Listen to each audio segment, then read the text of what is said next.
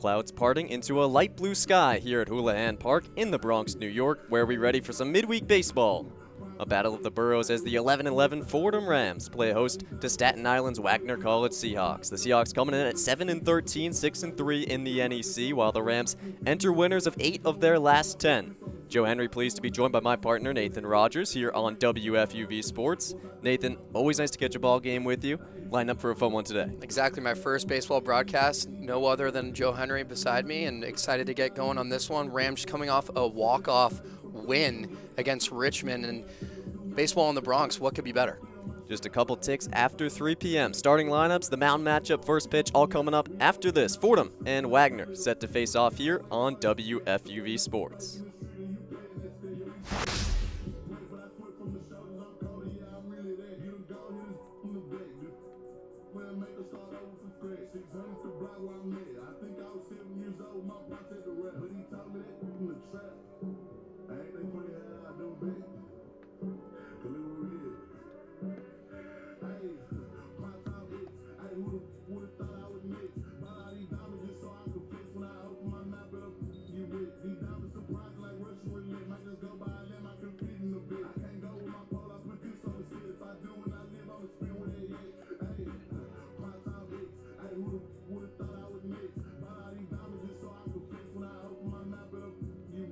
Back in like 20.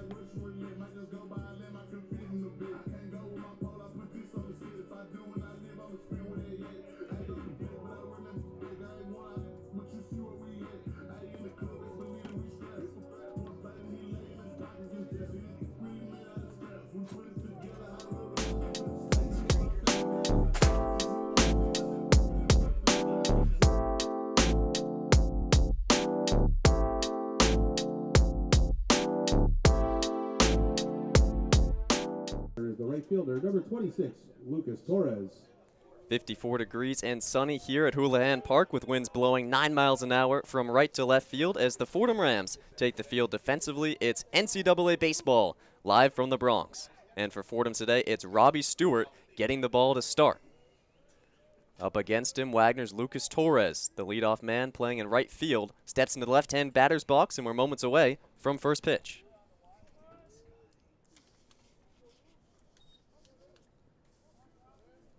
Stewart, the right-handed graduate student, sets, looks towards the plate, and fires just outside to start us off. First pitch at 3:04. 3:04 p.m. the first pitch as Torres digs in. Stewart making his 9th appearance, his second start, has thrown 18 innings this year. The 1-0 finds the strike zone, knotted up at 1. Torres, meanwhile, digs in as a reigning All-NEC second-teamer and has been exceptional so far this year. He's hitting .431, that's 19th in the country. Has gotten on base nearly 58% of the time as the 1-1 finds the strike zone, 1-2. Was an off-speed offering from Robbie Stewart, native of Darien, Connecticut. Brady stands at 6'2", 200 pounds. And looks to improve on what's already a solid ERA at 4.5. Deals and Torres hits it right side of the infield. At second base, able to make the throw over for out number 1 is Taylor Kirk. Starting the day off with a ground ball for Stewart is exactly what you want against a great hitter in Torres, batting .431 this year and 8 ribbies. He's a power hitter, you know, that table setter you want if you're the Seahawks. But, you know, if you're Stewart, you're coming off a great, 4-inning outing against Richmond on Sunday. 0 hits. Only 2 walks, 4 strikeouts for him. Almost his career high in 6 Ks. You know, he dealt with some injuries in 23, bounced back in 24, had his best season last year. Looking to improve that production so far today. Brings up Matt Sutera, the sophomore, doing the DHing for Wagner. An offense that has been above average nationally and has buoyed what has been a lackluster pitching staff this year for a team that expects to contend and maybe even win the NEC. First offering from Stewart is outside. Yeah, Wagner's no joke this year, Joe, and they lead the NEC in total hits, something they also did in 2019. They also lead the conference in doubles, so they're already up to 500 hits so far, and just powerhouse of a team offensively. 1-1 fouled back by Sutera. Another All-NEC second-teamer. That was in his rookie campaign last year. Won Rookie of the Week 4 separate times, and this year has improved, hitting .288, getting on base 39% of the time, a homer, 12 RBI. As Stewart sets for the 1-2, here with one out in a scoreless game in the top of the first. Misses upstairs, and we're even. Yeah, Sutera's that big-bodied line drive bat, and again, another table setter for Noto and the Seahawks. Exactly what you want offensively. 2-2, just outside, a wave and a miss. First K of the day for Robbie Stewart. Great start for Robbie Stewart so far this afternoon. Again, a kid that prides himself in his fastball, but again, that breaking ball is also, you know, his bread and butter. So if you're Robbie Stewart, you're a smart guy. He's an Eagle Scout. He knows how to do it, right? I mean, one of the smartest guys on the team right here. Slider that curled just to the outside of the plate and towards the left-handed batter's box and yielded a swing and a miss. Brings up Diego Tavares, the left fielder, takes ball one outside.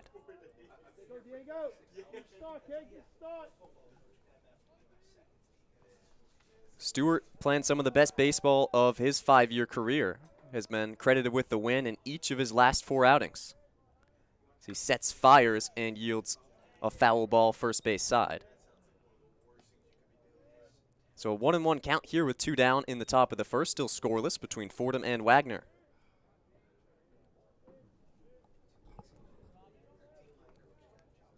Tavares, a guy known for his consistency at the plate. He's been that this year. Long look from Stewart as he misses outside.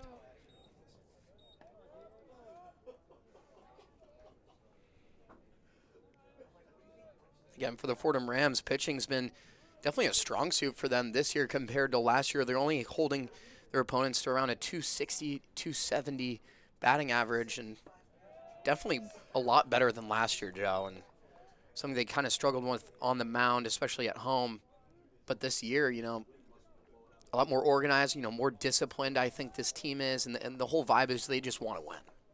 2-2 count. Stewart to Tavares here with 2 down, no one on in the top of the first. Slider misses outside, and he's run it full. He tried that slider again, just kind of slipping on that release, that high release he's got, especially out of the stretch here. Trying to find that command late in the pitch count, early in the pitch count, excuse me, for Stewart. We'll see how far he goes through 57 pitches just 3 days ago in Fordham's win over Richmond. The 3-2. In for strike 3. 2 Ks in the top half of the first for Robbie Stewart. And Fordham will get its first hacks in the bottom. Through half an inning, it's Fordham 0, Wagner 0 here on WFUV Sports.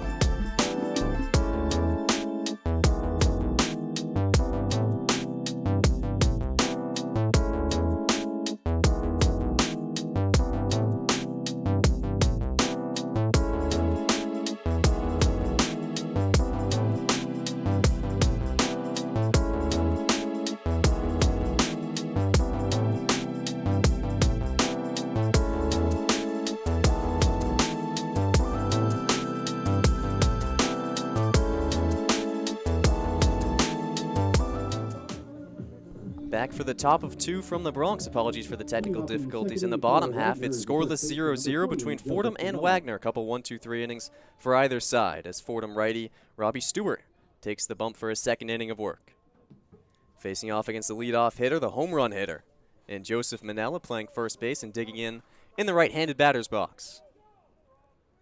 On what is a pretty mid-50s day here in late March in the Bronx. Stewart's first deal yields a check swing. It's just outside.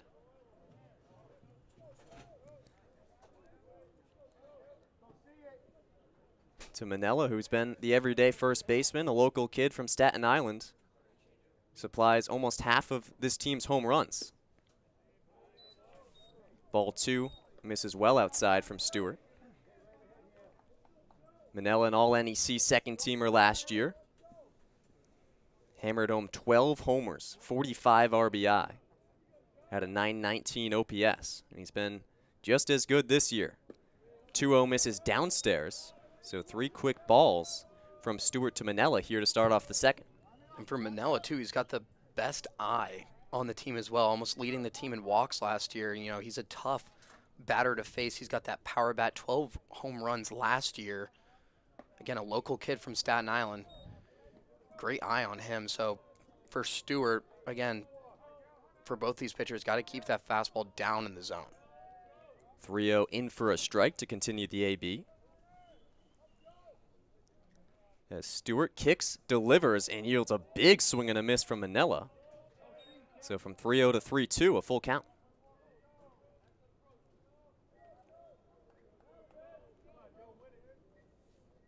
Late in the count here against a power hitter. Let's see if Stewart goes with his breaking ball, that slider.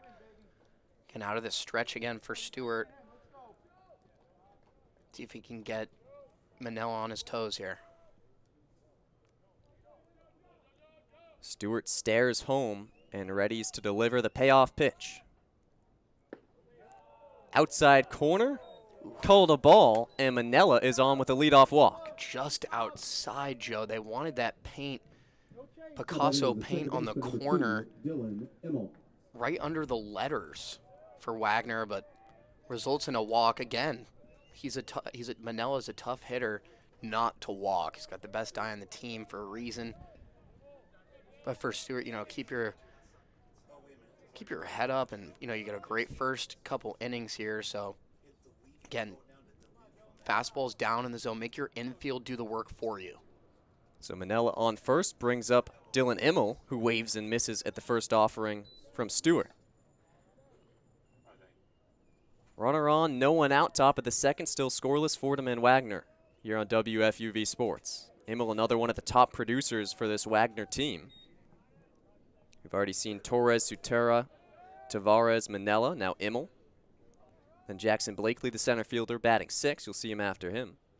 Derek Patrici getting the start at shortstop, batting 8th as Immel grounds one second base side. Diving effort, but Kirk unable to get there, and there's runners on first and second with no one out for Wagner. Kirk was about an inch away from that ground ball through the second base gap there, so it'll be 2 runners on, no outs for the Seahawks. But again, Immel's one of those JUCO guys that just gets on base. That's his #1 stat there, almost 500 OBS last year. Jackson Blakely. And, you know, he's one of those guys that's just a tough hitter. For Stewart, this is his toughest matchup so far. See if he can escape this one with 2 runners on, no outs. Stewart didn't allow a hit in 4 1/3 innings on Sunday, but allows one here in the second. Runners on first and second, nobody out, top of 2. Still scoreless, Fordham and Wagner. As Jackson Blakely, the center fielder, a righty, steps in and takes ball 1. Rounding out that Wagner order, Brendan McLaughlin doing the catching. A spot that he's kind of overtaken for these Seahawks. And then Jaden Alvarez rounding it out, getting the start today at third base. 0-1, rather the 1-0, misses high, 2-0. Some trouble here for Stewart.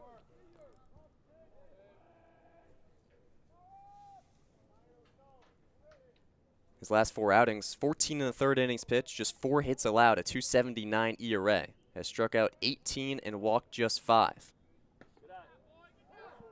Fastball outside corner for a strike, 2-1.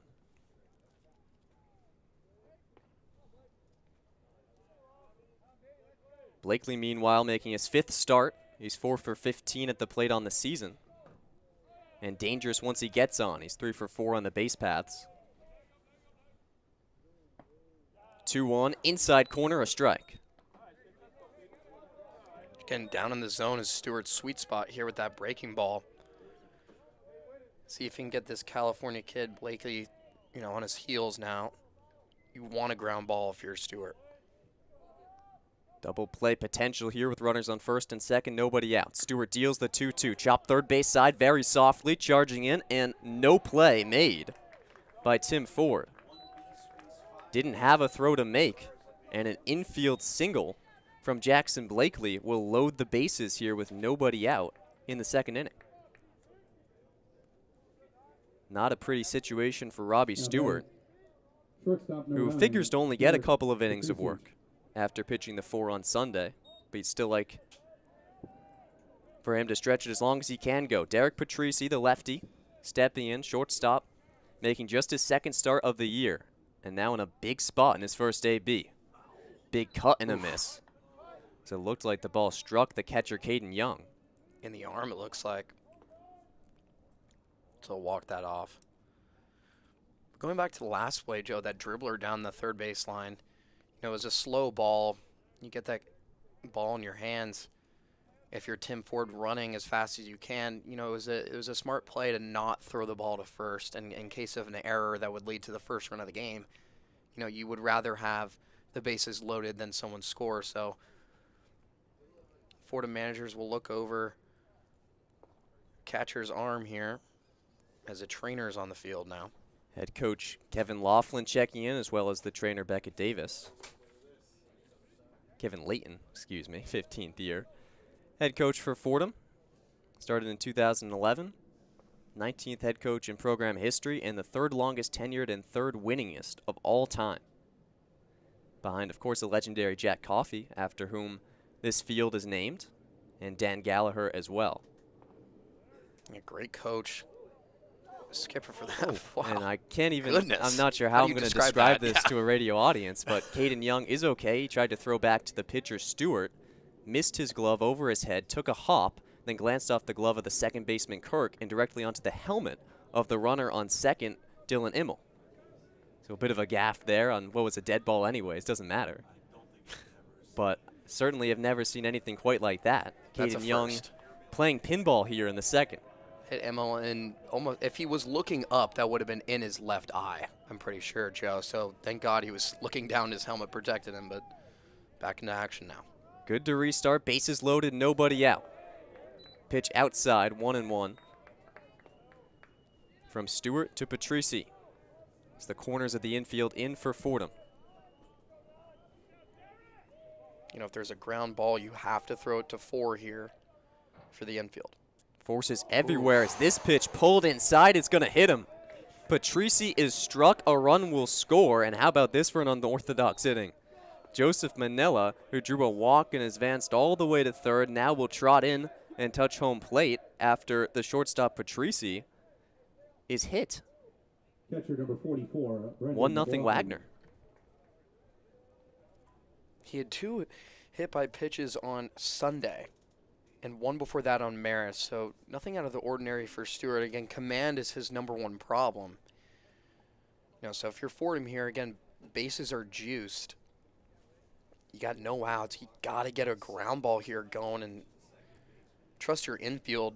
They had third base and the first baseman, crawling inside in case of a dribbler, but and for Fordham, the name of the game's got to be a ground ball here.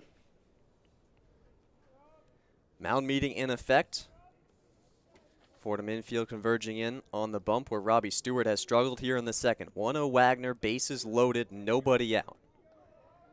A walk started the inning, then 2 dribbled singles and a hit by pitch to drive in the run. Again, Wagner's coming off a hot win on Sunday as well. They had a season-high 15 hits. That's their season high, and they can easily cash in base runners wherever they are. Brendan McLaughlin, the catcher, digs in, pops the first offering. He sees back, giving it a look, and able to make the grab is Caden Young. A big first out in foul territory, gloved by the catcher, who's had an eventful inning to say the least. talented play there by Young and opens up the door for a double play. Should be huge for the Fordham Rams right now. Jaden Alvarez, the third baseman. Third baseman number 8, Jaden Making Alvarez. just his 10th start this year, the sophomore from South Plainfield, New Jersey. Digs in with 1 out and the bases loaded in a 1-0 game. Wagner on top in the top of the second. Righty-righty matchup as Stewart deals the first offering. Outside corner, strike 1.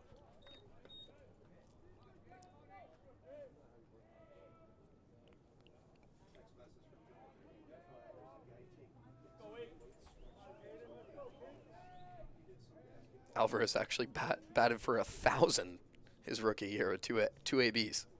Perfect 2 for 2 as he scalds this one shortstop over the head of the fielder. 1 run will come in to score, a second right behind him. He's limping as he pulled his hamstring rounding third.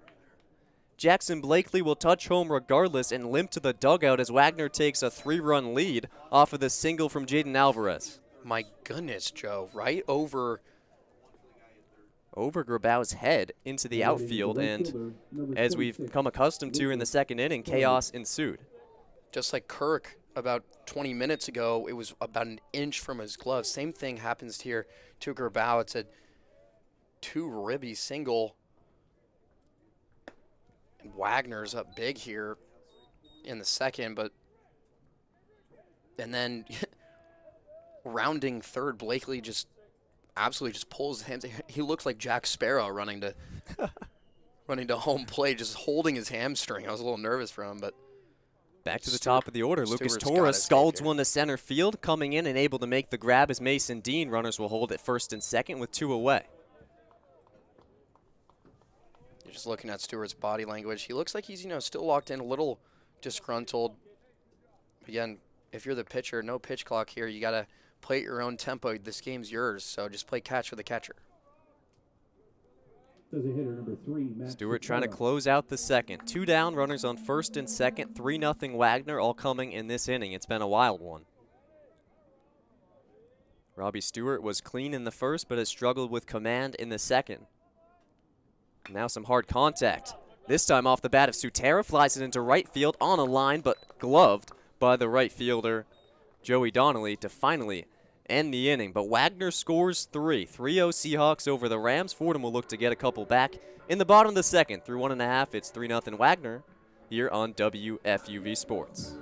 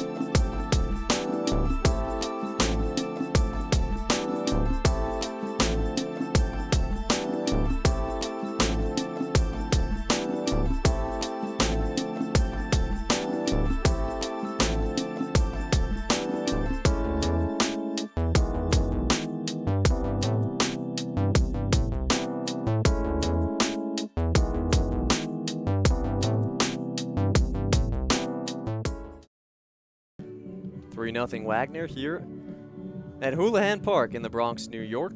Through 1.5 innings, bottom of the second, as Fordham brings up Anthony Grabau, Caden Young, and Joey Donnelly after what was a chaotic and disastrous top half of the second, in which Fordham and starting pitcher Robbie Stewart allowed 3 runs. Inning that included a walk, a hit by pitch, an injury scare, a 2-run RBI, single from Jaden Alvarez. And Grabau digs in, shows bunt, and takes strike 1.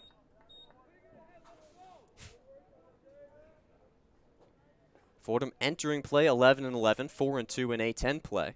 Took home series wins against Davidson and this weekend against Richmond. Wagner 7-13 as Quinn Finnegan deals. just low, 1-1. Wagner 3-11 when playing on the road this year, but 6-3 to start NEC play, one of the weaker conferences in the country. Finnegan's deal outside. So a 2-1 count. Here with no one on, no outs in the bottom half of the second, 3-0 Wagner. The shortstop Grabau will watch ball 3. Fastball just outside. Blues got a tight strike zone here today. Nothing up and tight. It's been called so far. So for Finnegan, got to find your zone early. Grabau just the guy you want up. Try and lead off a rally. He flies this one, a pop fly, shallow left field. Running in and making the grab is Diego Tavares. So a shallow fly out from Grabau to start the bottom half of the second.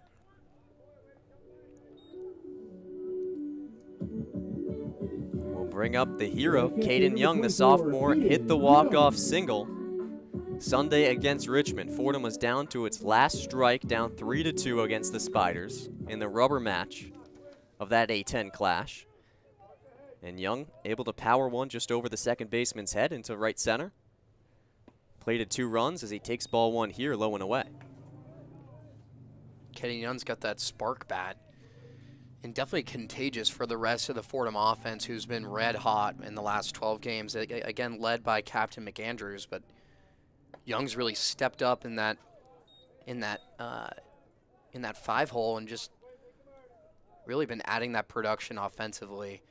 And so trustworthy behind the plate as well. So for Fordham, just keep doing what you're doing. You're red hot in the last 12 games. Young watches strike 1.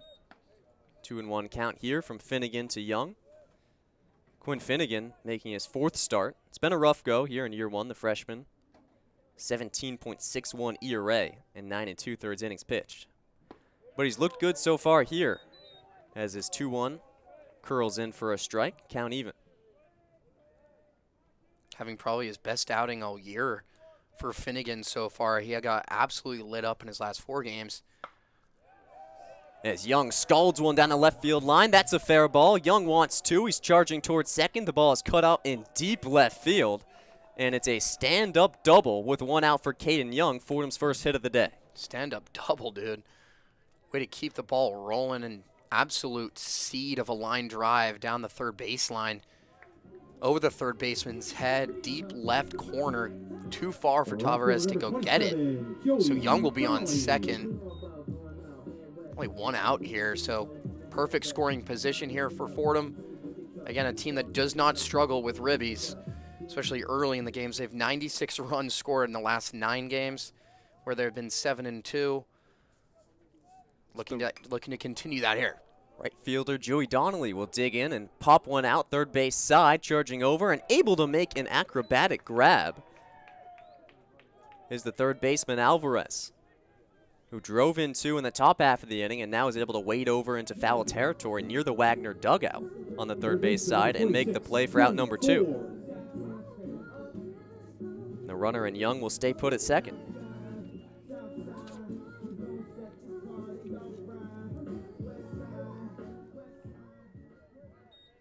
The righty Tim Ford playing third base will dig in with 2 down and a chance for Fordham to plate its first run. Runner on second.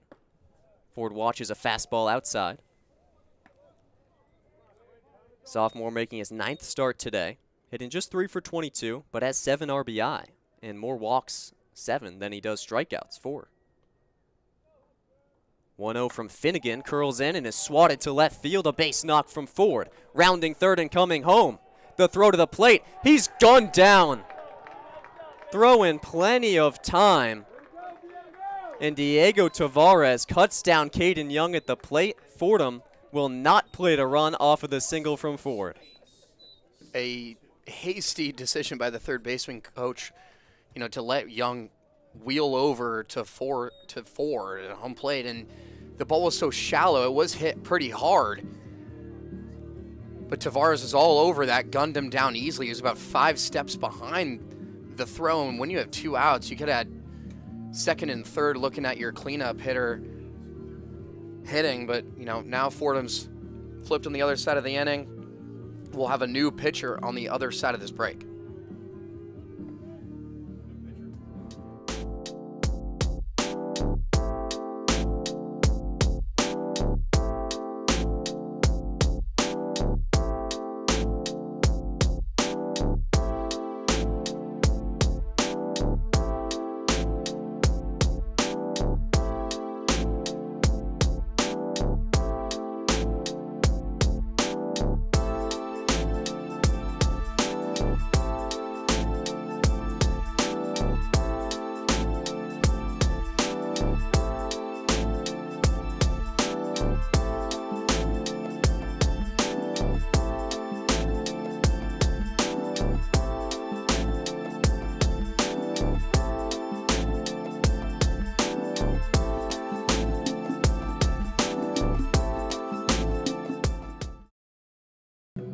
Top of 3 from Houlihan Park, 3-0 Wagner, and it remains that way after in the bottom of the second. What could have been an RBI single from Tim Ford, a soft line drive into left field, turns into a play at the plate in which Diego Tavares, Wagner's left fielder, gunned down Caden Young, who was given a hasty sign to go home and was beat by a good 5 to 10 feet on the play. There virtually was no play as the tag was applied by the catcher McLaughlin, and Fordham, through 2 innings, still scoreless. Wagner, surprisingly enough, out to a solid early lead, 3-0. Joe Henry and Nathan Rogers with you from the Vin Scully press box here at Houlihan Park in the Bronx. A matchup between a couple of different boroughs, Fordham and Staten Island's own Wagner. Pitching change as Fordham will turn to the bullpen after a shaky start from Robbie Stewart, who allowed those 3 runs all in the second. Ryan Egan, the senior right-hander, will toe the rubber for the third onwards. Egan's first matchup against the man who made the play in left. That's Diego Tavares. Righty-lefty matchup as Tavares pushes a bunt to the third base side. Charging is Egan. The throw over on a hop, not in time. So despite the pretty glove work from Egan, who made a charging play towards the third base side and then turned over to throw to first, and a nice pick on a hop from Dieguez, once again, Wagner able to get their leadoff runner aboard. This time it's Tavares on the bunt single. Stewart finishes the day with 2 innings pitched, 3 earned, only with 3 hits and 1 walk, 2 strikeouts, but, tough outing for him. He was great in that first inning, just kind of lost his command, which has been an issue for both of these teams, Wagner and Fordham, respectively. For Fordham, it might be a bullpen day, after kind of a tough, long 3-game series against Richmond last weekend. But if you're Wagner, your bat's hot. Keep the ball rolling. 1 strike, no balls from Egan, who's going to check over on Tavares at first, no play. As Joseph Manella digs in for the second time. Walked just an inning ago and scored. Wagner's first run of the game. Now it's 3-0, Seahawks over Rams. Sounds like an NFC West matchup. Egan yields a foul ball off of the body of Manella. Egan, the 6'2 righty from Clinton, Connecticut, had a great year last year, one of the team's top relief arms. Made 20 appearances, .266 ERA. Hitters hit just .233 against him a season ago, but hasn't quite been able to replicate that success this season so far. Just a .1286 ERA in 6 outings. And allows the leadoff man here in the third. Back pick attempt from Young to first, no play, as Tavares scoots back on a ball. It's 1-2.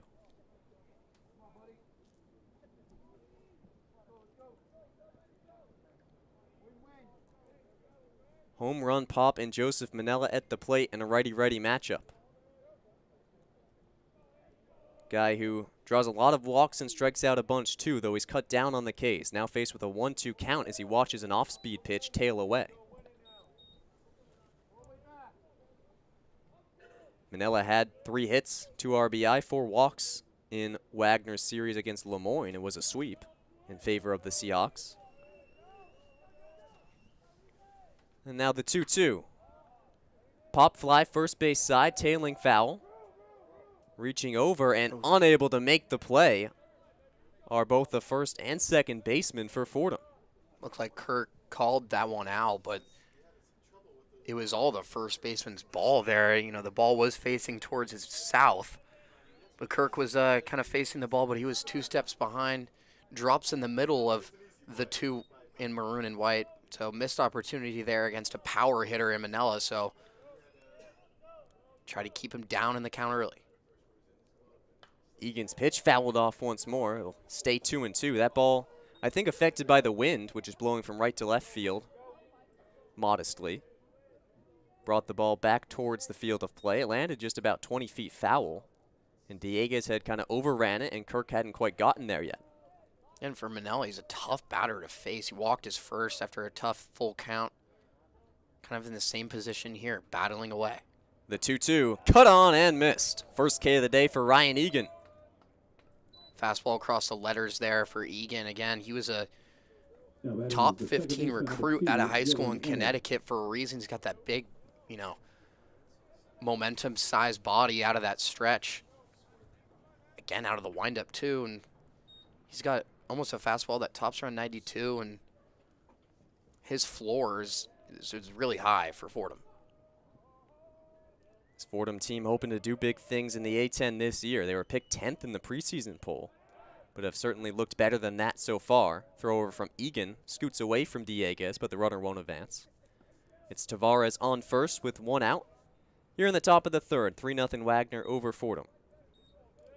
And what figures to be a bullpen day for the Rams. Onto their second pitcher, Ryan Egan, after a tough start from Robbie Stewart, who gave up 3 in the second. Now Dylan Immel digs in and takes ball 1 in the dirt, fielded nicely by Young.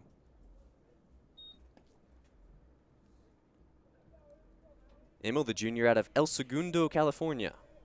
Went to Cerritos College, community college in California, where Wagner has gotten a lot of prospects. JUCO product. So transfers over and has been easily one of their best 3 players. Takes ball 2 here, 2-0. Hitting .380, OBP north of .450, OPS in the thousands. He has 10 doubles, which leads the NEC and is 27th in the country. He's 3rd in the nation in doubles per game. Gets one more often than he doesn't. So he takes strike 1, 2-1. 1 down, a man on in the third. Definitely a power bat for Wagner, and one of those guys, again, where he's got that contagious bat as well. And one of those JUCO products has made it to the Division I level for a reason, and kind of giving Fordham a little bit of trouble here early. Righty-lefty matchup as Egan deals, and the ball swatted into left field, a base hit. So Immel goes opposite field, and there's runners on first and second, now with 1 down in the third. Wagner trying to spark another rally. Little Oppo power bat there, and a hit and run play for Wagner. So you got runners on first and second. Only 1 out here. Double play is in play here, but Egan finding himself in some trouble early on the mound. And for Immel, his second single of the day. And Blakely, who singled his first time up and went around to score. And figured to have pulled his hamstring as he came around third, will stay in the game and swing and miss at Egan's first offering. Blakely, the junior out of Chico, California, steps in with 1 out and 2 on. Both he and Stewart, Egan, I'm talking about, both played hockey in high school. Very interesting. Couple of puck players on the bump for Fordham as Egan deals a slider. Oof. Nasty pitch. Dirty. Gets a funky swing and a miss from Blakely. And he's down 0-2. Man, Blakely kind of holding that right hamstring again after swinging out of his shoes there. After he hobbled over to home plate again like Jack Sparrow, but looking to kind of drive in those runs again for Wagner. 0-2 misses outside. Figured that he wouldn't stay in and that they would kind of make the move to switch, considering that this is a Wagner team that takes a committee approach to the center field position, and this is a non-conference game. But Craig Noda, the 5th-year head coach for the Seahawks, will leave him in, dealing with whatever's bugging him on that hamstring area. As both runners go, as Blakely hits it to third, 1 out as he taps on the bag, and Ford fires over in time, an unorthodox 5-5-3 double play. So Tim Ford ends the inning in style as the ball was hit right to the bag at third. He tapped it for one, fired over in plenty of time. 2 outs on 1 pitch, and Fordham gets out of the third despite 2 runners on. Still Wagner 3, Fordham nothing as we head to the home half of the third here on WFUV Sports.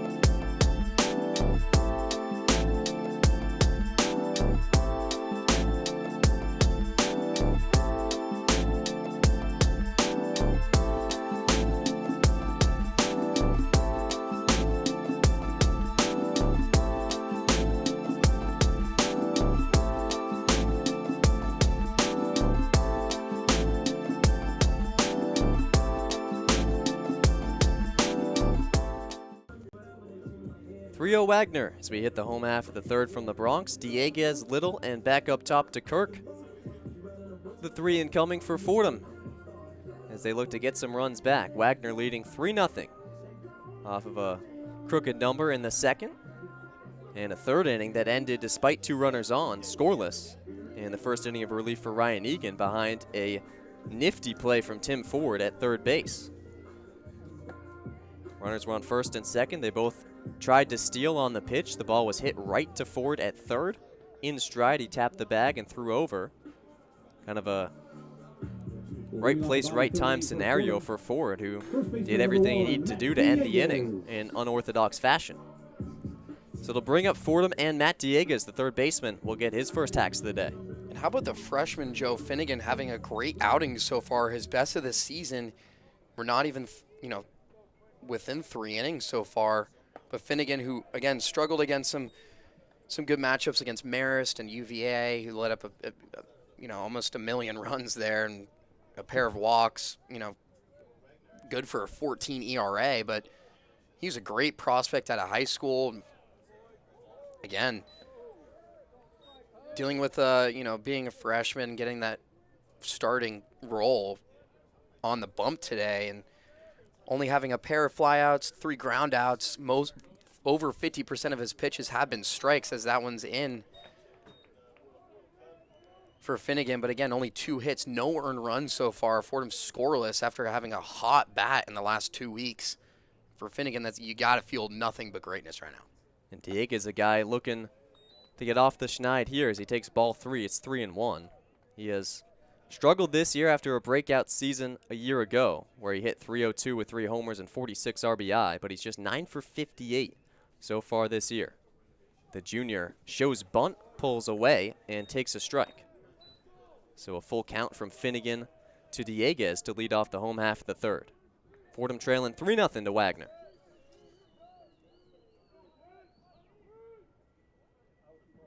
Finnegan, glove over the head, the throw just high, and Dieguez works a leadoff walk. Pretty good pitching, just better eye there for Fordham, and Number 7, Ernie Little. have to do whatever you can to get those runners in scoring position. I would not be surprised if Fordham tries to steal a base here.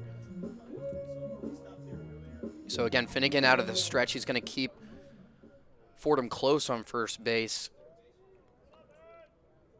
Finnegan, a guy who certainly has the wheels to do it. 14 stolen bases a year ago as Ernie Little digs in to the right-handed batter's box and takes strike 1. Little had a 5-game hitting streak snapped on Sunday, but a guy who has been hot. 9 for his last 21. Watches a slider, low and out. Runner on first, no one out here in the third for the grad student out of Melrose, Massachusetts. Transferred from D3 Wesleyan University. Throw over from Finnegan to first base. And Dieguez retreats safely. Fordham trying to manufacture something to get back into this ball game.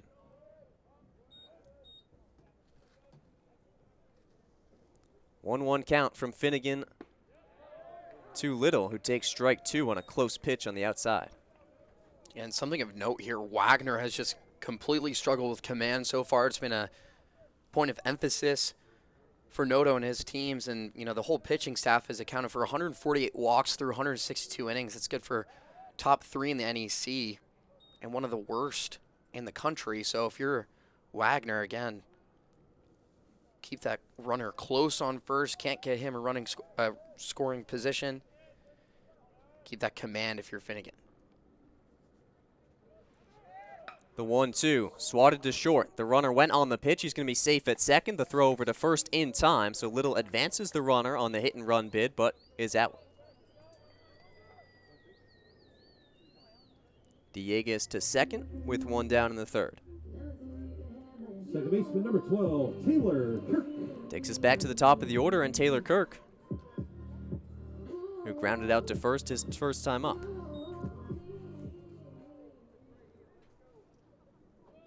Sophomore rocking a 6-game hitting streak. Could extend it to 7 with a potential RBI single to get Fordham on the board.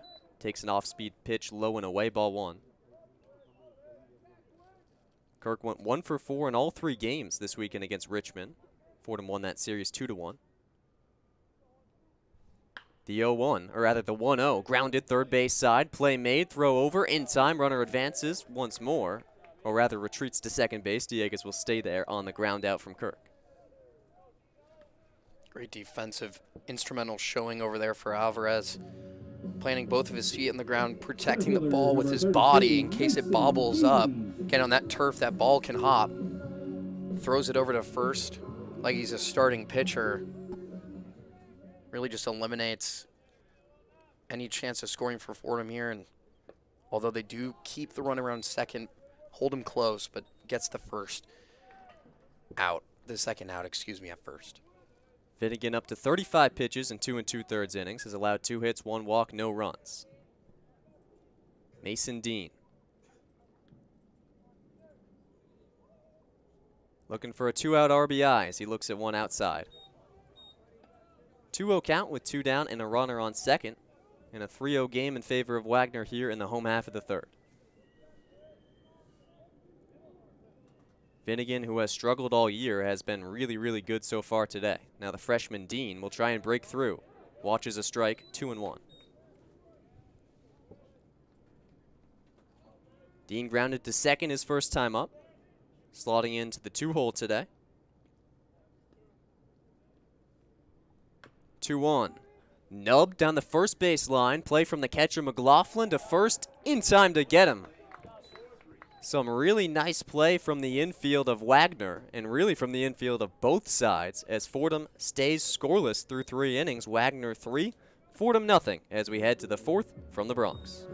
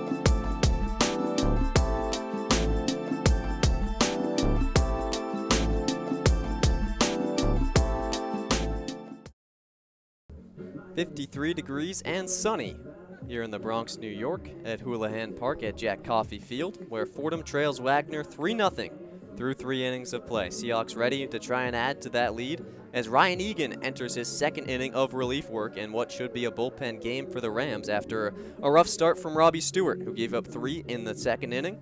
Joe Henry here with Nathan Rogers on WFUV Sports, where it's been the defense starring on both sides so far for these teams, preventing more runs from scoring.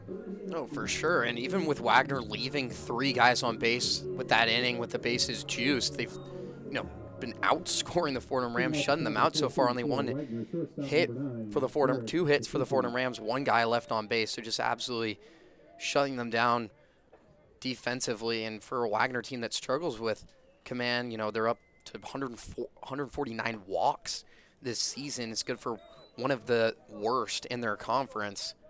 A great outing for Finnegan as well so far, who's been struggling this season with a 14 ERA. Really just shutting down everything for Fordham offensively. And for Fordham, you still got a lot of baseball to play, but you got to get runners on base. Derek Patrici digs in and is down 0-2 off of a strike looking and a hack and a miss. Ryan Egan has looked certainly better than Stewart did in relief so far as he enters his second inning. But Stewart worked to clean first and then kind of imploded in his second inning of work, including when he hit Patrici, who now lofts this one to left center field, backing up and unable to make the running play as the left fielder. Not able to glove it as Little, and Patrici will speed into second, a stand-up leadoff double. And for the 3rd straight inning, the leadoff man is aboard for Wagner. Just off Little's glove. Probably a few inches again. Just a game of inches here. It's like football over there in left field. Bounces off the bottom of that wall, but you stand up double for Wagner. And now you're looking at the heart of the lineup here. And for Fordham, you have no strikeouts so far in the afternoon. Got to find your zone if you're Egan. Keep that runner on second on that island. So now Brendan McLaughlin, who popped up in the second and almost ended that Wagner rally, but they would plate 2 more on an RBI single from Jaden Alvarez, who's now on deck. First pitch from Egan, misses for ball 1. Righty-righty matchup here as Egan deals the 1-0 and misses. Ball skipped in the dirt in front of the plate. For Wagner, it was a really rough start. They started out 2-13, but now winners of 5 of their last 6.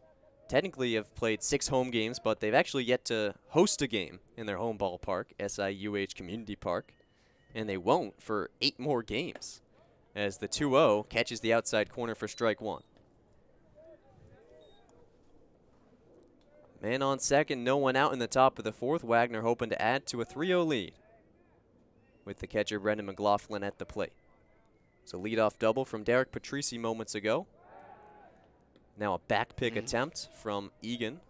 Almost Skips went into the center glove field. of Kirk. And Patrici able to dive back safely.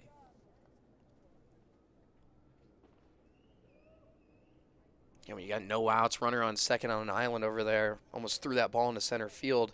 You don't have to throw that ball, just got to keep him close. Grounder off of the body of the hitter in McLaughlin.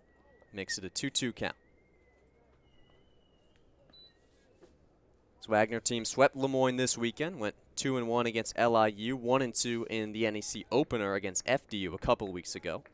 Puts them at 6-3 in conference play so far, and based on RPI, the NCAA's national rankings, they are the #1 team in the conference, despite being picked 3rd in the preseason poll.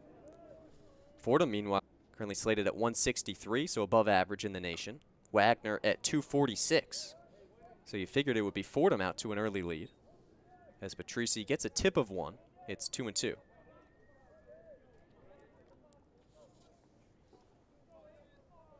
Rather, McLaughlin up to bat now. The runner on second and nobody out. The 2-2 is going to plunk him in the back.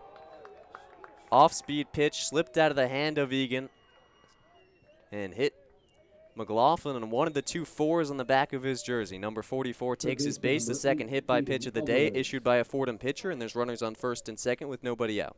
Egan known for one of those very reliable guys out of the pen, especially for his command with that fastball. Breaking ball just slipped out of the hand. It looked very similar to the hit by a pitch from Stewart earlier in that second inning, and Wagner showing bunt early. Bunt bid laid down by Torres, who's going to scrape towards first. Egan able to go up and over in time for out number 1. Both runners advanced to second and third. So a couple runners into scoring position on the bunt. Laid down successfully by Torres, who is gunned down at first. Now batting is the right fielder, number 26, Lucas Torres. Still just one out here in the top of the fourth. Wagner 3, Fordham nothing, with runners on second and third in Patrici and McLaughlin. Rather, that was Alvarez on the bunt. My apologies. Now Lucas Torres will bat, who's 0 for 2 so far and watches ball one high. Top of the lineup here for Wagner. Perfect position here. You got one out. You got your table setter at the plate. Again, Fordham shading in on all infielders now. Second pitch in for a strike, 1-1 to Torres, who is known to do damage in these kind of situations. He has 9 multi-hit games this season, including a 4-for-4 day on Sunday, the finale against Lemoyne. Golfs this one, a second, caught on the line by Kirk. He's going to throw back to the bag, not quite in time for the double play. He's looking for a challenge towards the Fordham dugout in what could have been the second unique double play of the day. The umpires are going to go and take a look. Not sure if it's an official challenge from Fordham or rather just that it's a close play. As Kirk caught the soft line drive right into the mitt, he was standing to the left of the second base bag and then looked over to his shortstop Grabau and flipped it right back there as the runner tried to dive back in safely. And McLaughlin ruled safe on the field, but they might switch that upon review. Definitely a bang-bang play there, Joe, as you said. And this would be the perfect escape, would be a sweet escape for Fordham here if they can get this double play overturned and get back and get your bats hot. But for Fordham, you're dreaming for this double play. That would be a perfect scenario. And for Wagner, that wouldn't kill your spirit either. You're up 3 runs here, but Wagner up by 3, but it could be more. They've left 3 on base. It would be 5 if this play's overturned because they have runners on second and third as it stands. There was a double play to end the third in which Tim Ford caught a grounder, hit right to him at third base, tapped the bag where the runner was going, and then threw on to first with a double play. And now a kind of similar situation as Kirk will get one. We'll see what the ruling is as this Fordham team continues to heat up.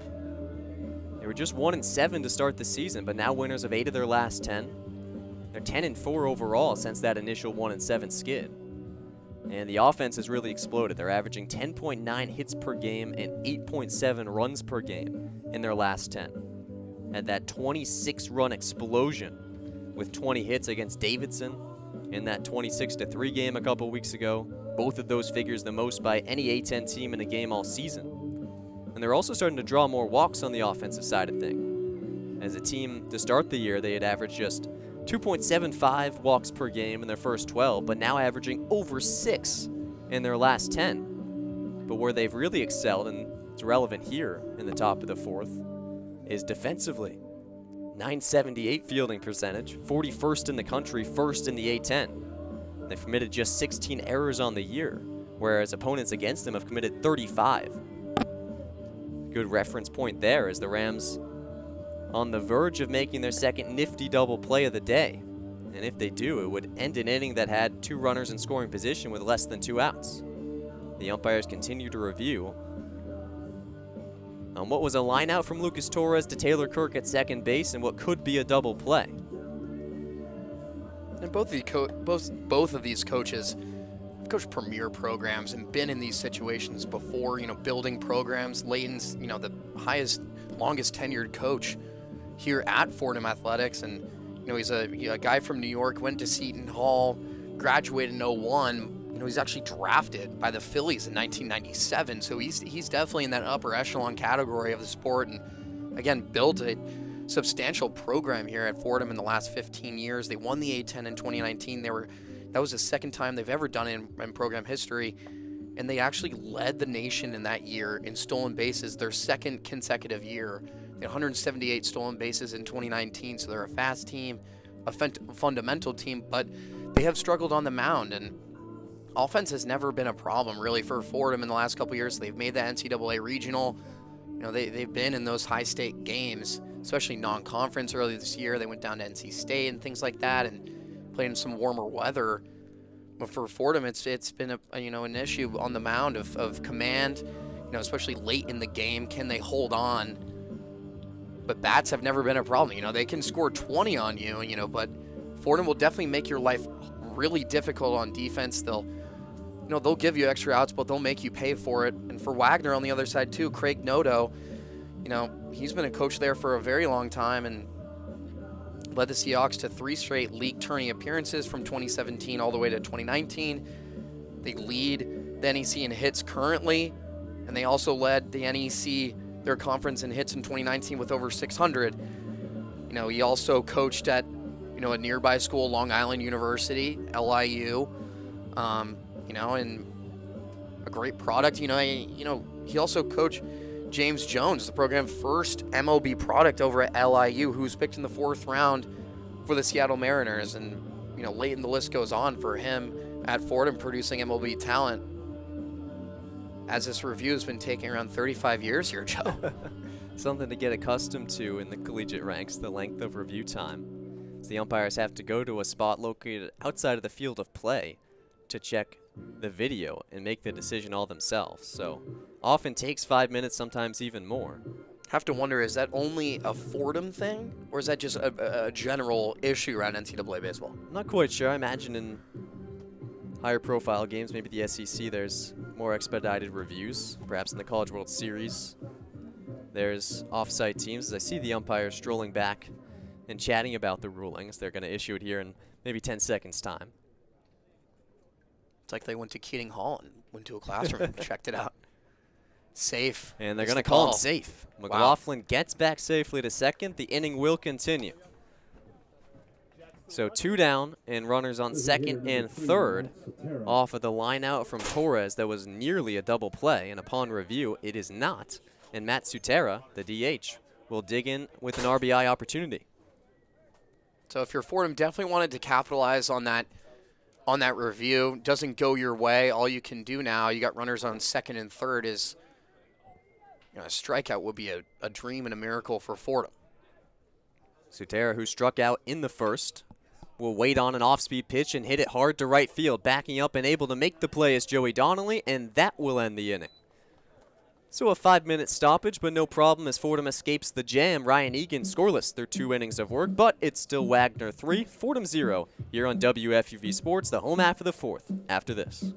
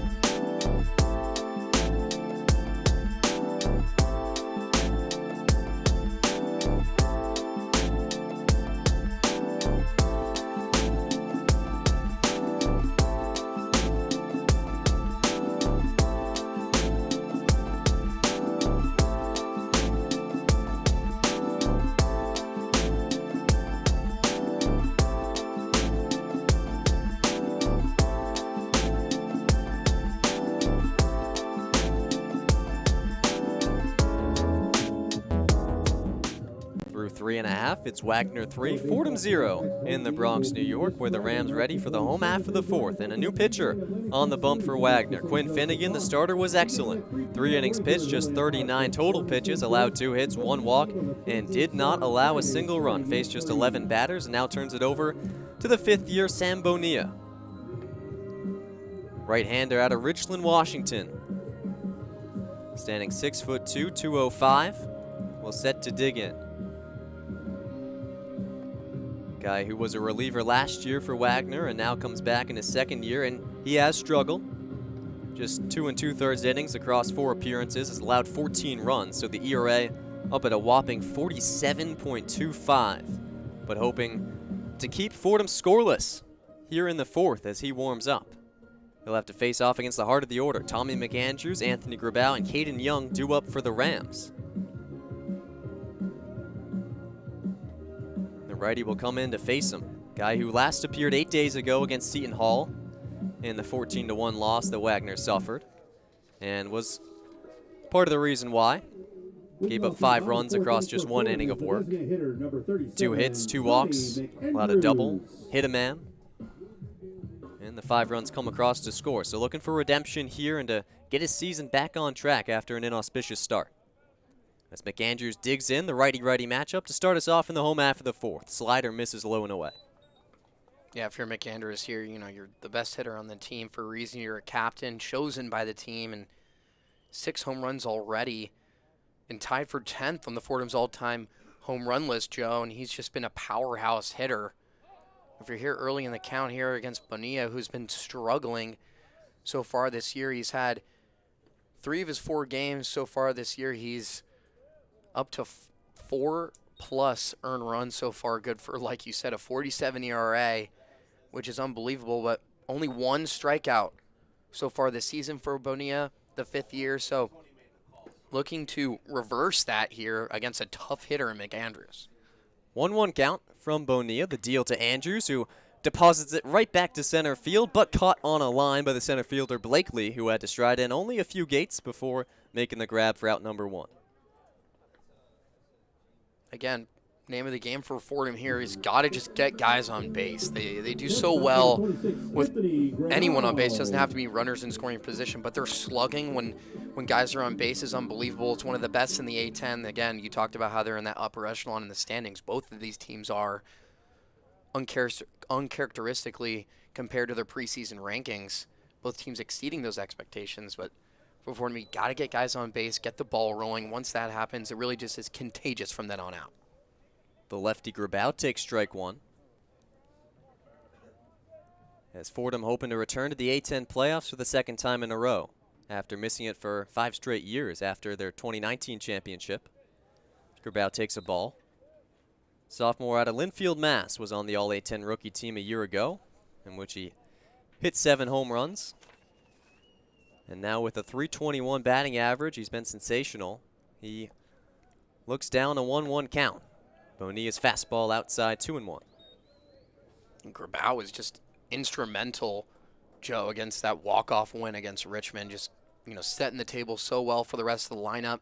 It's been a very reliable bat, the left-hander, and again, looking to continue that as well this afternoon. 1-1. Hit strongly but foul, third base side over towards Keating Hall. Grabau flew out to left shallowly in the 2nd and is hoping to continue a 6-game hitting streak here. Had exactly 1 hit in all 3 games against Richmond, including a home run on Friday afternoon. He's got 3 on the season. 1-2 count. Bonilla yields a check swing. The look over to third. He did go, and it's a strikeout from Sam Bonilla.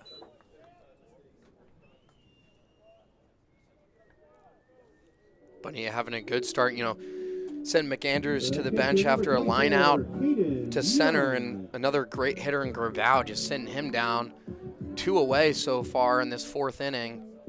Have to think if you're Wagner, you might continue with Bonilla going to the next inning. Yeah, he's looked great so far despite the struggles on the season. Now he's got to face Caden Young, sophomore catcher, who was the hero in that walk-off single against Richmond Sunday night. Trying to get something going for a Fordham offense that's been uncharacteristically dormant so far as he takes strike 1. It was Fordham's first strikeout of the day. Joe, a team that does not strike out a lot, but either does Wagner. You know, they're bottom 3 in their conference in strikeouts. So, again, it's almost a flip of a script here in the Bronx this afternoon. Young fouls the 0-1 fastball off, so he's in the hole 0-2. Hitting .269 on the year, getting on base north of 35% of the time. Has 3 doubles, 8 RBI. Still looking for his first home run. Has struck out just 6 times, but now faces an 0-2 count from Bonilla. In on the outside corner, strike 3 looking. 1-2-3 from Sam Bonilla, and he's fired up about it.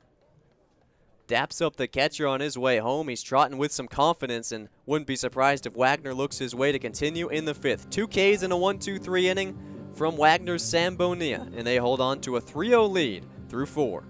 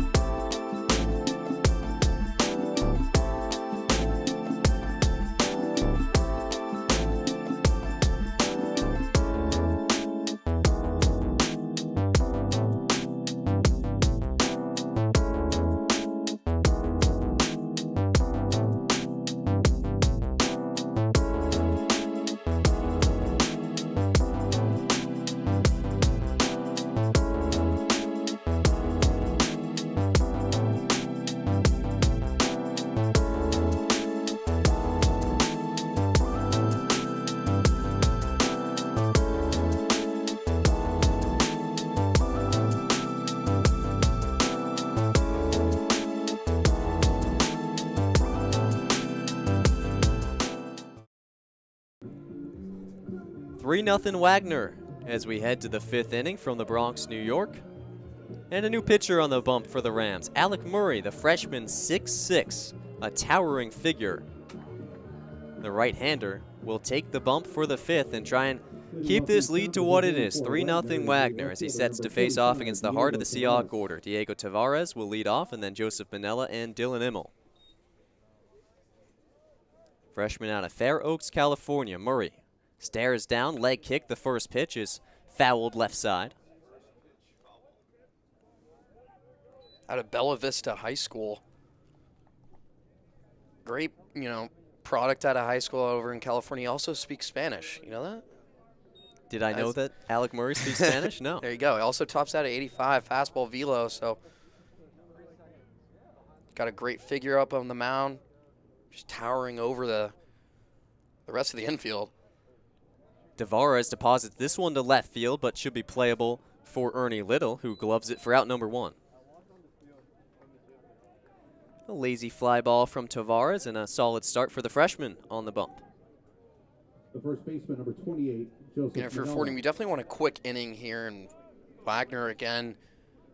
They've left 5 guys on base so far with only 3 runs, so they had that inning with the bases juiced, and then second and third, and in a double play for Fordham. But Wagner's, you can make the argument that they should have more runs than 3, Joe, and Fordham should be lucky that it's only 3. So you got to get back into the dugout, get your batters hot, and it all comes down to the pitching. 2 quick strikes from Murray to Manella, with 1 out and no one on here in the top of the 5th. Wagner leading 3-0 as the freshman toes the rubber for the 6th time this season, rather the 7th, and really has been great except for one blow up against Cornell. The 0-2 hit right back up center field. It's going to drop down shallowly for a single. So with 1 out, Joseph Manella aboard for the 2nd time today. How about Manella just having a great game so far, something he did last week too, and just keeping that ball rolling.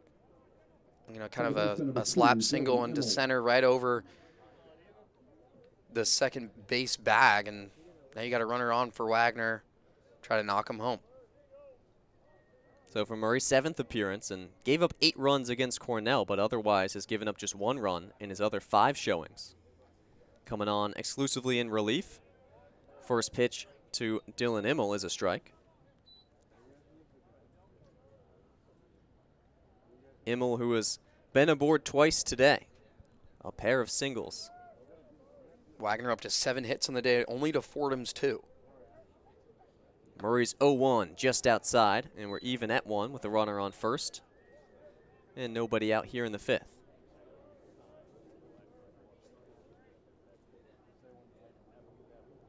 Last saw Murray a week ago against Maris, pitched a perfect inning in relief. So he yields a swing and a miss from Immel, who's quickly down 1-2. Wagner again, another great hitting team, leading their conference NEC in hits and also doubles. They're also, they're not a great home run hitting team, but they are 4th in their conference with 43 so far. So, when they need those hot bats, they got them.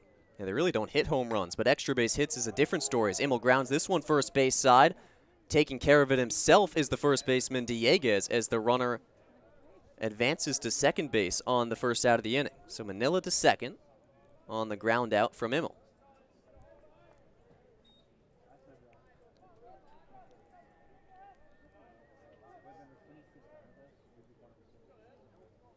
So 2 away after the fly out from Tavares to lead off the inning, and then the single from Manila.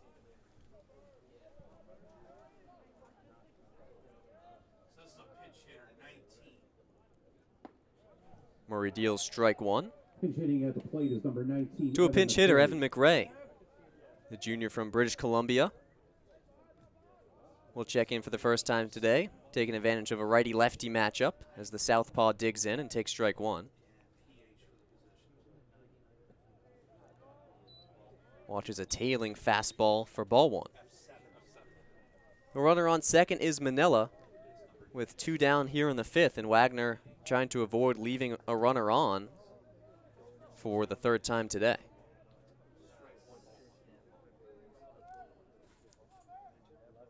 The offer from Murray just outside. It's 1-1 to the pinch hitter McRae. Just coming in favor of Jackson Blakely, who we've talked about a lot, who singled and scored in the 2nd inning, but seemed to come up a limp with a hamstring injury, stayed in the game until now, as McRae swings and misses. Had a tough offering from Murray. Great breaking ball inside, almost below the knees for Murray. Way to get him swinging there early.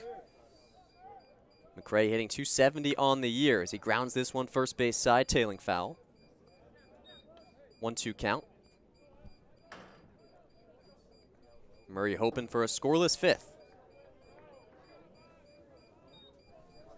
3-0 Wagner, 2 down, runner on second, and the pinch hitter McRae at the dish. One of the few guys with over-the-fence pop. Has a home run on the season, watches a pitch in the dirt.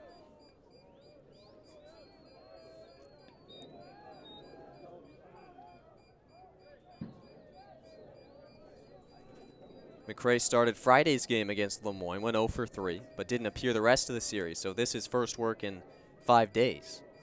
Another JUCO guy as well. The offering from Murray, grounded first base side, a back pick made, and the run over from Matt Dieguez, who was busy this inning, to put it away. Murray scoreless in the 5th, despite yielding the single to Manila, who advanced to second. No trouble for the freshman, the 6'6" righty, able to get out of a mini jam and keep the score 3-0 Wagner through 4.5. Fordham on the home half of the 5th right after this.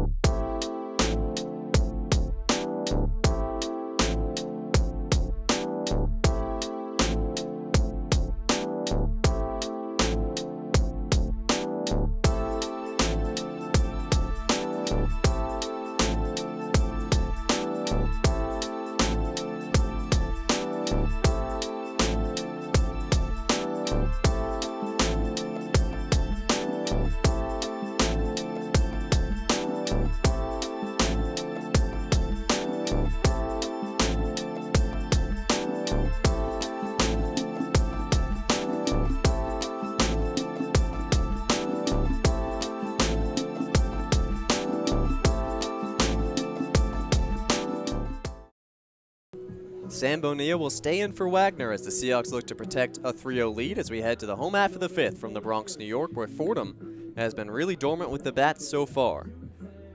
And will face a newly aligned defense as Wagner off with a pinch hit in McCray in the away half of the fifth. Will make a couple of movements in the outfield. McCray will come in and play right field while Lucas Torres will come over from right to center. So the full alignment for the Seahawks, Tavares in left, Torres now into center, and McCray into the game in right. Then Alvarez, Patrici, Immel, and Manila across the diamond in the infield, and McLaughlin doing the catching for Sam Bonilla, who twirled a 1-2-3 fourth inning with 2 Ks. The Wagner defense that has struggled, just a .951 fielding percentage towards the bottom of the country, but has turned 20 double plays. To start things off for Fordham, it's Joey Donnelly. First offer from Bonilla, well outside.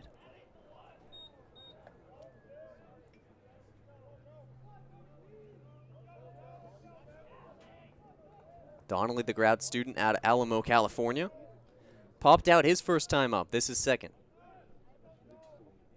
The 1-0 yields a big swing and a miss as Donnelly almost goes down to a knee. Count even at 1. So it'll be Donnelly, Ford, and Diegas. The 3 for Fordham trying to knock in some runs here. Again, only 2 hits for a team that really prides himself in just getting on base. Hasn't been able to do so far this afternoon against some tough pitching. 1-1 from Bonilla, tailing foul off the bat of Donnelly and just outside the outstretched glove of Tavares, who gave it a really good chase, a good 20 yards into foul territory, close to the wall in left field. Again, Donnelly went to my rival high school, De La Salle.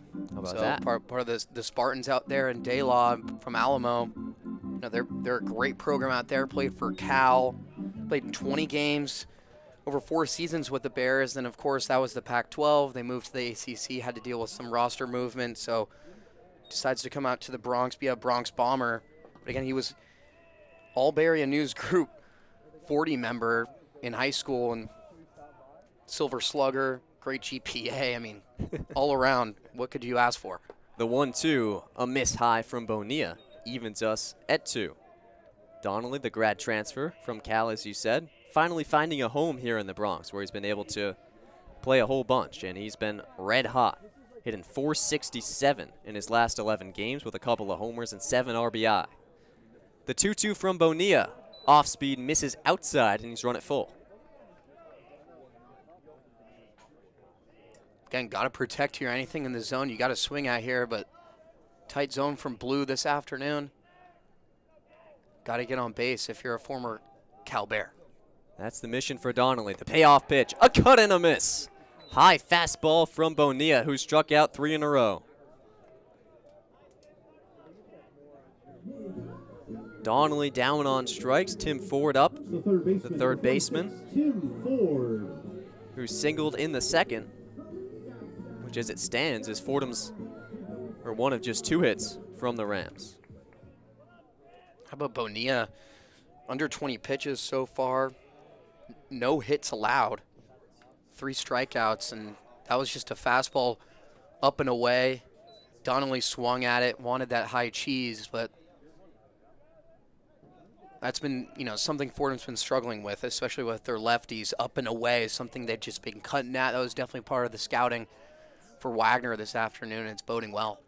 Ford fouls off the first pitch. The second, a slider curling in and grounded towards the shortstop. Up and over. In time is Patrici to Manella for out number 2. Quick 2 outs here for Wagner, and Bonilla having a day. Up on the bump today. Something he's definitely been struggling with this season, although, you know, you had some tough matchups. Again, you know, these pitchers, you know, they had a bullpen day and just threw their starters out there against UVA, who just tore them up. But, you know, that's definitely mentally hard to come back from. But a non-conference game here in the Bronx today, they've just been pitching the lights out. 2 down, no one on for the righty Matt Diegas, who watches an off-speed strike from Bonilla, who's retired all 5 batters he's faced and struck out 3. Now eyeing a second straight 1-2-3 inning against the Fordham first baseman. Righty-righty matchup. As Bonilla deals, it's popped up on the infield, tailing towards the left side. The wind's blowing it in that direction. Patrici under it and able to make the grab. Another 1-2-3 frame from Sam Bonilla, who has looked tremendous for Wagner in relief, and they protect that 3-0 lead.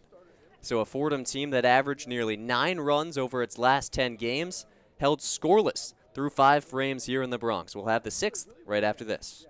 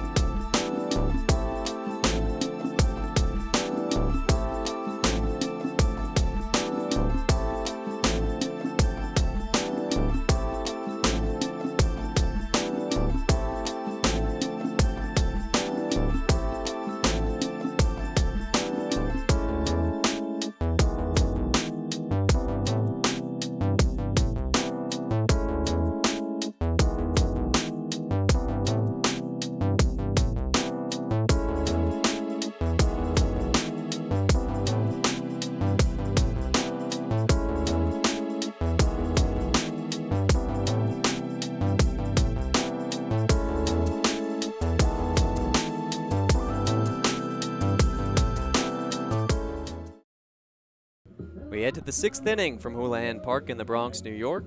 Wagner scored 3 runs over Fordham in the 2nd inning, and since then the score has stayed right there. So it's 3-0 Seahawks as they bring 3 to the plate. Here in the road half of the 6th, it's going to be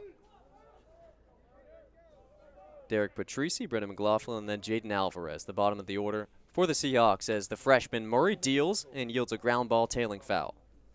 Strike number 1. So Murray on for his 2nd inning in relief. Be the 3rd time that he's worked into the 2nd inning in his short collegiate career, but a promising one.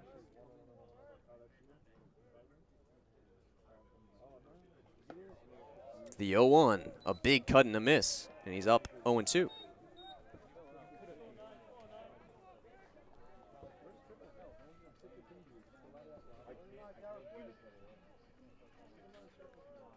Derek Patrici, the shortstop, digging in, who's been hit and doubled so far in this game, an eventful one for the shortstop.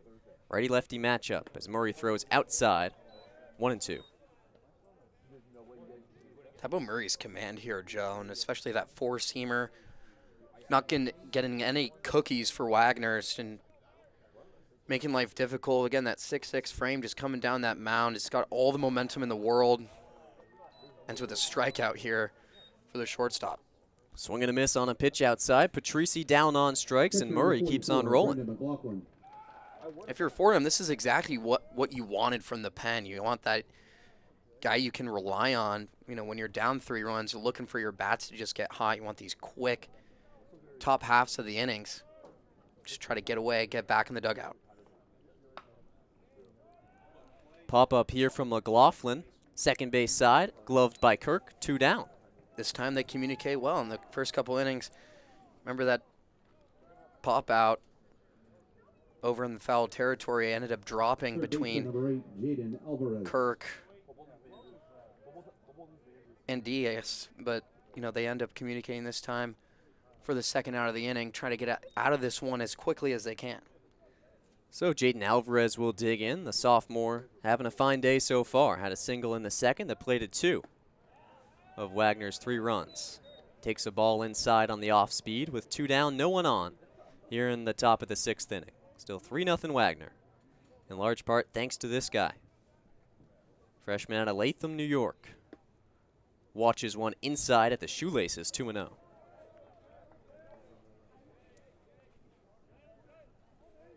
Alvarez, native of South Plainfield, New Jersey. It's McLaughlin from Latham. A roster compiled almost exclusively of guys from the tri-state area and California as he takes a strike 2-1.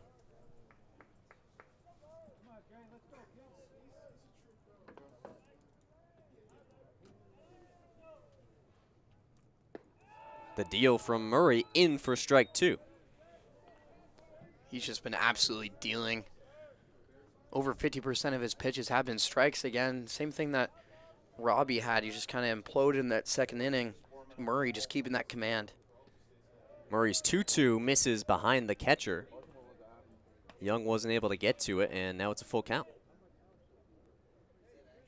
The off-speed a little wild, low and away. Murray hopes to complete a 1-2-3 inning. The pitch. Grounded third base side, Ford up a few steps, a couple hops over, the throw in time to get him. So they go 1-2-3 in the 6th. First clean inning for Fordham since the first, and now the offense with work to do. It's still Wagner 3, Fordham nothing, as we head to the home half of the 6th.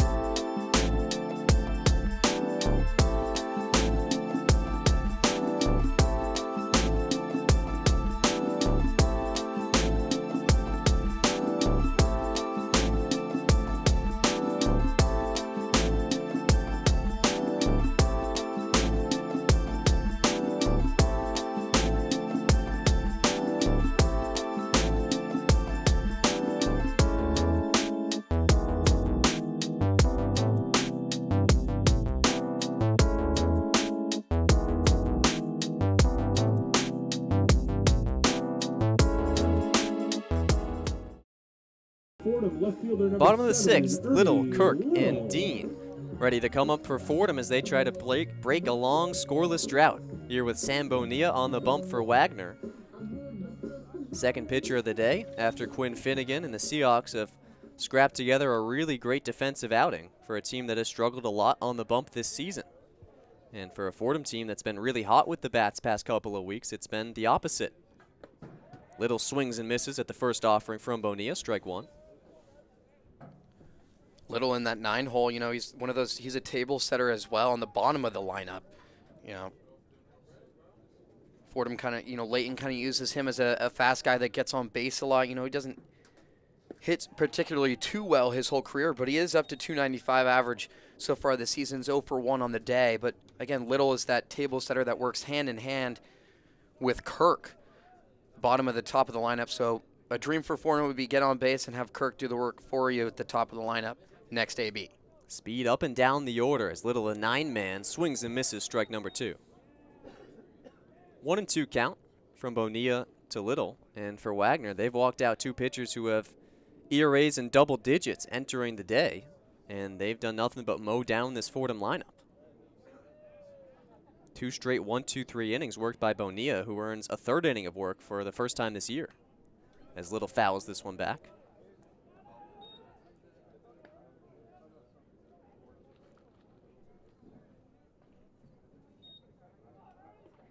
Little hitting 295, 6 RBI, yet to tally an extra base hit, but he does have 11 stolen bases. So when he gets on, he can wreak some havoc, and that's what Fordham's hoping for here. The 1-2 misses just outside. A close one, off-speed pitch, and a tough take from Little will draw the count even.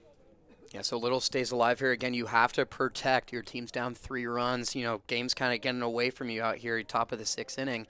Got to protect, let the top of the lineup do the work for you. Against a tough pitcher, Bonilla is having a day. Bonilla sets, fires, Outside corner, strike 3. 4th K of the day for Bonilla. He sets down Little. And the 5th year is dealing. Best outing he's had all season. Second baseman number 12, Taylor. Yeah, but Bonilla, that pitch was just about an inch more inside than the pitch previously. That was called outside. So, he's learning from his mistakes, and that fastball has been his bread and butter so far. Again, we've talked about how he struggled so far this season, but for him to bounce back like this against a team that's hot in the A-10, they're 3rd in the standings in the A-10 behind St. Joseph's and VCU. So Bonilla having a day, and if you're Wagner, it's hard to believe if you want Bonilla off the mound right now. First pitch off speed misses to Taylor Kirk, who strides in for the 3rd time today and watches ball 2. Couple of ground outs for Kirk. Another guy who can really make a mess of things once he gets aboard, but that's been the first order of business for Fordham. They haven't done that a whole lot today, just 2 hits and 1 walk. Other than that, haven't struck out a whole ton until this guy took the mound, Bonilla, who misses with the ball.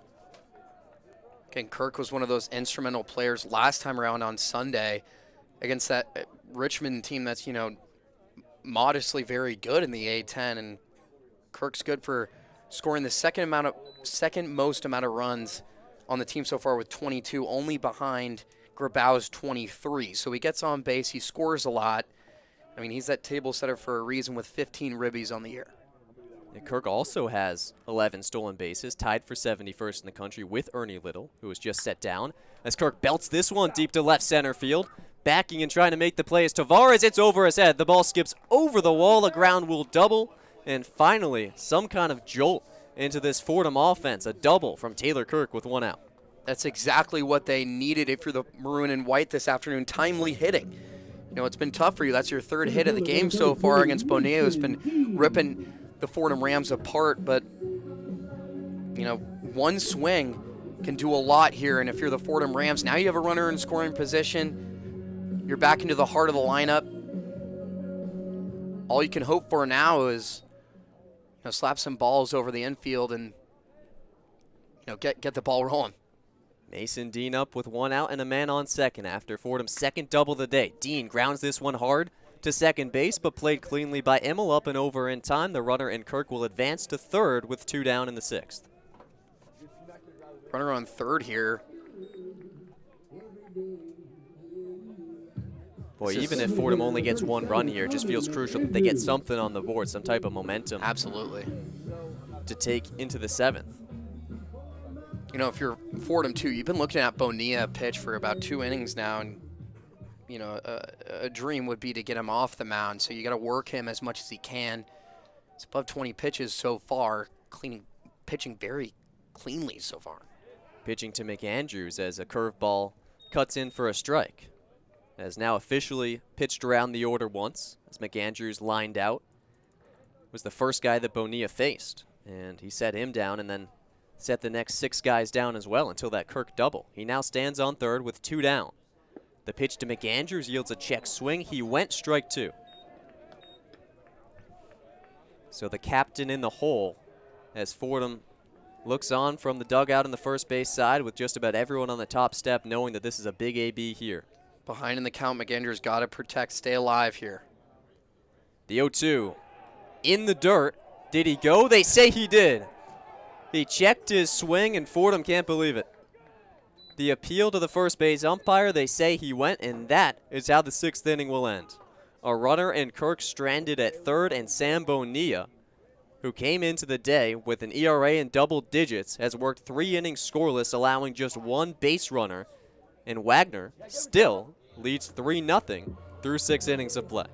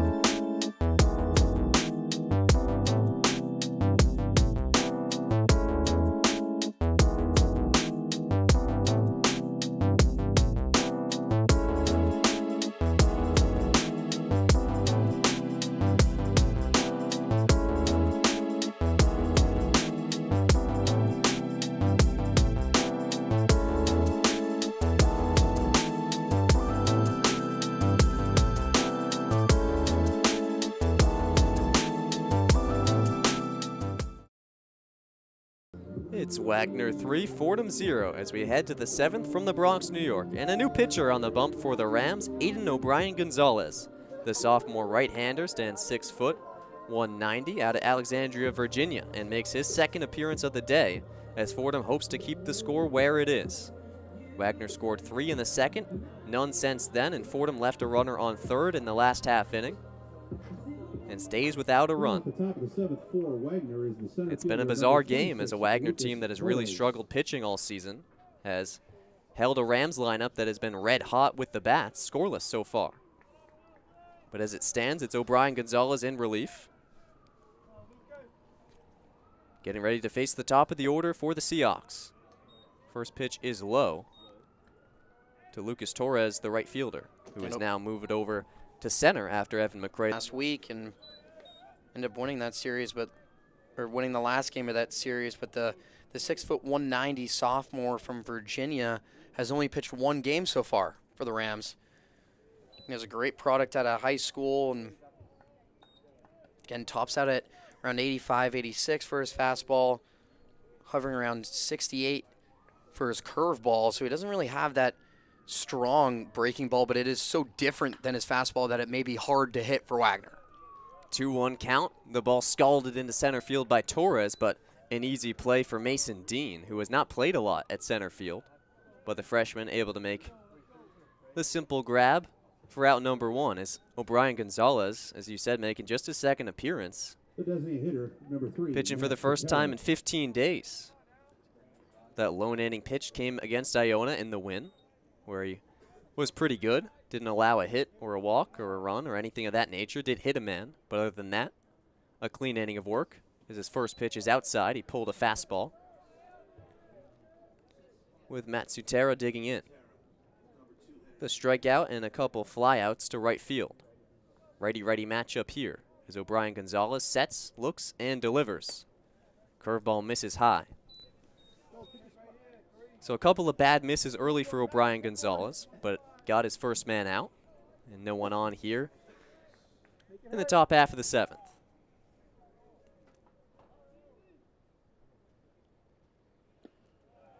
Pitch down and in for strike number 2. That's in there. Rather, strike 1. Got to find your zone if you're O'Brien Gonzalez here and give your team a chance to go back to 0. 2-1 to Sutera. Big swing and a miss, and we're even at 2.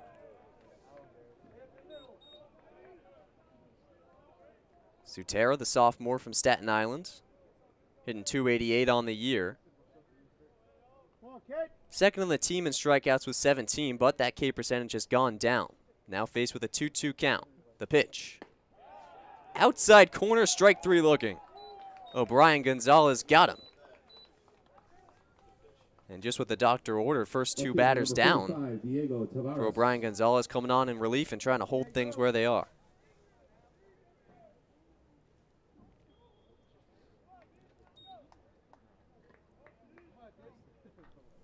You know, if you're O'Brien Gonzalez, only pitching 1 inning so far for the Fordham Rams, not much that experience on this team, and all you can do is play catch with the catcher and set up your team for success on offense, and that's how you manufacture some hot bats on offense. And that was a very good pitch, and just outside and got him looking.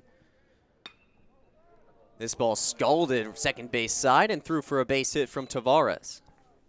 Aboard for the second time today. Did it with a bunt, and this time a hard hit single to get aboard with 2 down.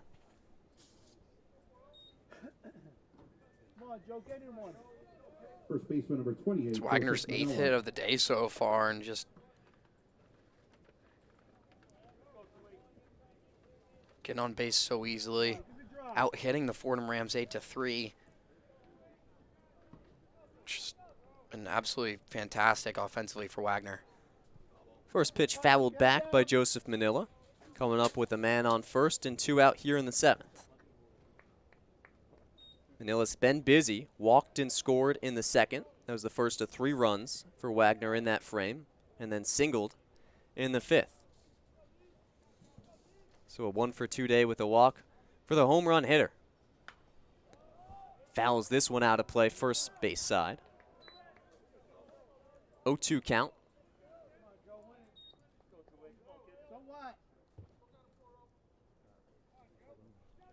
O'Brien Gonzalez in his second inning of work as a sophomore, hoping to keep things scoreless and keep that ERA at 0 on the season. 0-2 to Manella. O'Brien Gonzalez will look to first, fire. No play. Checking on the runner in Tavares. Yeah, Manella's been doing such a good job. Again, he's got very good eye. You know, he got on base the last 2 at-bats, and his 1 or 2 hits were hit to right field. You got to think that O'Brien Gonzalez, righty on righty here, you got to pitch inside to Manella. See what he comes in with here on the 0-2 with 2 down. O'Brien Gonzalez, long stare, and for the 3rd straight time will look to first base on the pickoff attempt. Nothing doing. Tavares on board, has just 2 stolen bases on the season on 2 tries. Still an 0-2 count to the Staten Island native in Manila.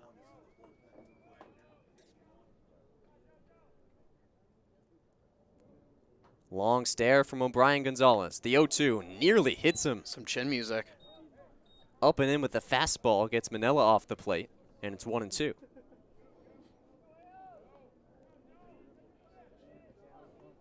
Manila hitting .348 on the year with 5 home runs. 2 outs, man on first. The 1-2, hit third base side, sliding play by Ford, up and over, plenty of time for out number 3. So a clean inning from O'Brien Gonzalez in relief. Just his 2nd inning of the year, gets a fly out, a strikeout looking, yields a single, but able to recover with a ground out to the third base side, and it stays Wagner 3, Fordham 0. So we hit the home half of the 7th. It's time to stretch. Be back in just a minute.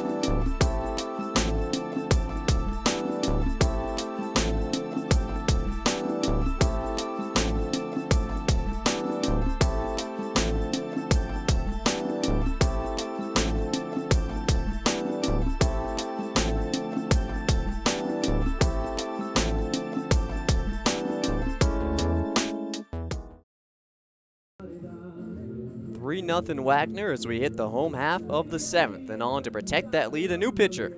Following up 3 innings of spotless work from San Bonilla, it's the junior Tyler Vargas, transfer out of Sacramento City College. And the right-hander standing 6 foot 185 out of Sacramento, California. We'll try and keep Wagner's lead to 3 and keep a Fordham offense that entering today had been exceptional for several games running, scoreless on the scoreboard. Here in what is now a game in the back half of a 9-game homestand for Fordham. For Wagner, we mentioned they've really struggled on the road despite their success today. 3-11 on the road this season.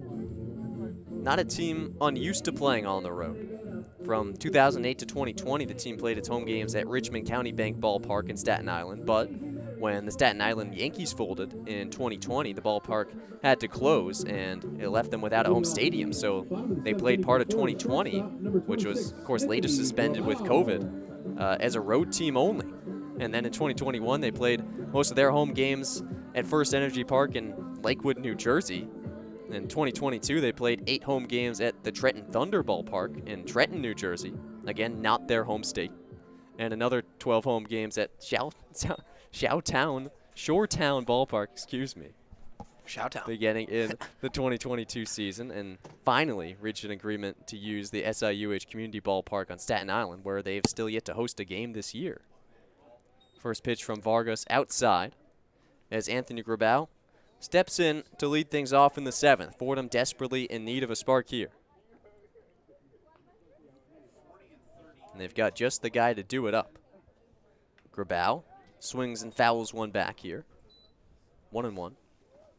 You know, it might be against some, baseball unwritten rules, but I feel like maybe if we're broadcasters, I don't know if those rules apply. Okay. But Wagner hasn't shut out a team so far this season. And Fordham has a goose egg on the box score now, so definitely an uphill battle for Fordham against a pitcher, that had 9 appearances at Sacramento City College and hit 11 Ks, 11 innings pitched with a 10 ERA, though. And that league over there is no joke over in California. So, Vargas got a good frame up there on the bump. See if he can make something happen for Wagner and get back onto offense. But for Fordham, it's stay alive and get some runners on base for sure. 2-2 now to the lefty Grabau. The pitch. Up and in. Strike 3 called on the corner, and Grabau is sent down looking. He knew that one was in for his strike. Got him looking there. Rolled his eyes, head went up over in the batter's box. He's kind of frustrated going over to the dugout. But again, Caden Young, that superstar on Sunday, this is the exact bat that you want if you want to start a rally. You're down 3 runs, you're playing with house money at this point, so take what the pitching has given you. So Vargas sets down his first hitter, and now Young to the plate, who doubled and was caught at home as he tried to advance off of a single in the 2nd. Check swing, he did go around on the first offering from Vargas. Wagner has shut out one opponent this year. It came last Friday against Lemoyne. But that's all for a team that otherwise has given up a lot of runs most games. Vargas' 0-1 curls in strike 2, and Young is behind. Good breaking ball there by Vargas. That off speed really just changes quickly from his fastball. Gets the hitter on his toes. 0-2 to the righty. Pitch from the righty is just low, 1-2. Young, a sophomore from McKinney, Texas, who played just 9 games last year, but now playing in his 13th and making his 7th start. In a bigger role this year, and the production has improved too. He's hitting .269 on the season. Check swing did not go on a ball low, 2-2. Guy who's getting on base north of 35% of the time. His father, Colin, played at Fordham from 1997 to 99, was on that 1998 A-10 title team, got drafted by the Colorado Rockies in round 9 of the MLB June Amateur Draft in 1999, as this ball is golfed into right center field over the head of the second baseman for a base hit, and a badly needed one from Caden Young. Hum now, Young. There we go. Get a batter on base and get the ball rolling. For Fordham, this is exactly what you need. You got a new pitcher. Bonilla's out of the game, and he was actually just tearing the Fordham offense apart. He had a great outing, so he'll rest. But with Vargas on the mound, you got a new righty now to work with. And your lineup just loves righties. So out of the stretch here, I would not be surprised if Young takes off, tries to take second base again. Fordham's known for that. Not really holding them close over there on first. So if you're Fordham, maybe a hit and runs in play, but definitely I would try to take any base you can get. But again, don't expend the base runners that you already have. First pitch ball to the lefty Donnelly. As Young leads off first. No stolen bases so far this year. Another pitch outside, 2-0. Donnelly, who popped out his first time up and struck out his second, but has been really hot the last several games. Trying to extend a 5-game hit streak here. As Vargas will check back at first, no play there. Diving in safely is Young. 1 down, 1 man on, bottom of 7. Fordham trailing 3-0. And the lefty Joey Donnelly with a hitter's count, 2-0. The pitch from Vargas. Fouled third base side, tailing over and trying to make a play as Alvarez. He's made a couple in that area, leaps overhead and somehow makes the grab, tagging is Young. The throw from his knees not in time. He will advance on a pop-out that advances the runner to scoring position. What a play from Alvarez.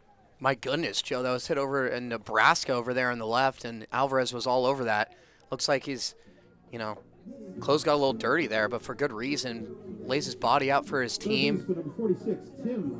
2 outs here. You got a runner on second. Maroon and White's got to get some production offensively. Tim Ford to the plate. Righty-righty matchup as Vargas's first offer is fouled to the right side out of play into the Fordham bullpen. So the runner and Young on second with 2 down in the 7th. Fordham trailing 3-0 to Wagner. And the junior reliever Vargas facing off against Ford. Twirls in a ball, 1-1.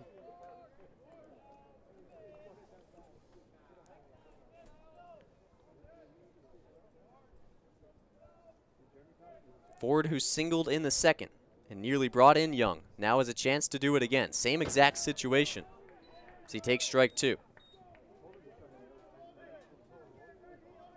You know, if you're Ford here, you just make Vargas work. Now you're down early in the count.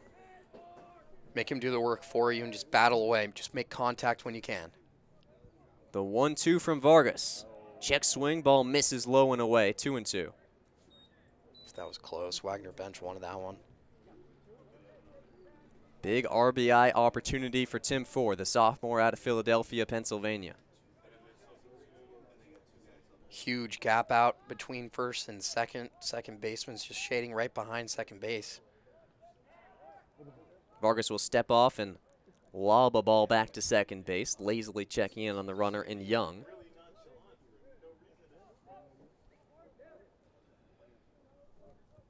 Immel shades over back towards first base, so he won't hold on Young.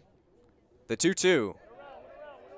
Did he go? No, he didn't. Check swing from Ford. The first base umpire does not ring him up, and Vargas has run it full. Hard to believe, Joe. McAndrews gets called for going around earlier, and Ford's similar swing doesn't go around. So, you know, maybe Fordham got a break there. Who knows, but nonetheless stays alive here. Vargas staring down Ford. The payoff pitch well outside. He walked him. A little bat flip as Ford walks down, and there's runners on first and second with 2 out here in the bottom of the 7th as Matt Dieguez will stride to the plate. The first baseman, number 1. So Ford to first, Young to second, and the tying run to the dish in Dieguez. And Dieguez is another one of those guys, again, that can make the pitcher work. As Wagner checks in on their pitcher Vargas on the mound today and talks it over before pitching to Fordham's first baseman. But you got runners on first and second, 2 outs. You know, if you're the Fordham bench, the Fordham dugout, excuse me, got to be chanting 2-out rally, hit it up the alley. And, you know, that's exactly what Dieguez does, but he's also got a great eye. Same thing with Young. Boy, it would be kind of poetic if this was the breakthrough moment for Dieguez, who has really struggled all year. 9 for 58, 17 strikeouts. But a guy who we know can be a great hitter at the bottom of this lineup. Hit 300 a year ago. Watches an off-speed curl in for strike 1. 2 outs, 3-0, Wagner on top, and Matt Dieguez with 2 runners on to try and change that here. The tying run, who has no homers this year but hit 3 a year ago. The 0-1 from Wagner. Dribbled back up to the pitcher. Vargas able to field. He has no play at first. Everyone advances and the bases are loaded with 2 out in the 7th. My goodness, Joe, it's poetic, just like you said. Again, a good eye like he has, all you got to do there is make contact. It dribbles right in front.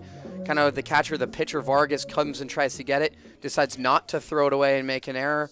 Smart decision on Vargas's point. This is kind of again, another flip the script narrative of what happened in that second inning for Wagner. You know, they're in the same position. And bases are loaded, and Now Fordham's got a chance to get some runners in and even tie it if they feel to do so. Fordham's usual starting center fielder, Tommy Markey, who was slated to have the day off, will come in a big pinch hitting scenario with the bases loaded and 2 down, and Fordham trailing 3-0 in the bottom of the 7th. Vargas a righty, Markey a lefty, who has hits in each of his last 4 and in 11 of his last 14 games.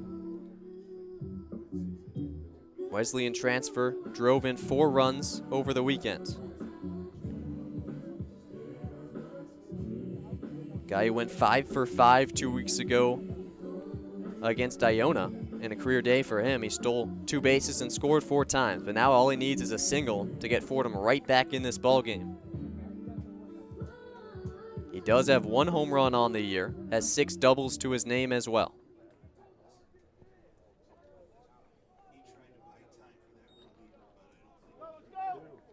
And Vargas in trouble in his first outing since against Seton Hall a week ago when he gave up 4 runs. First pitch outside.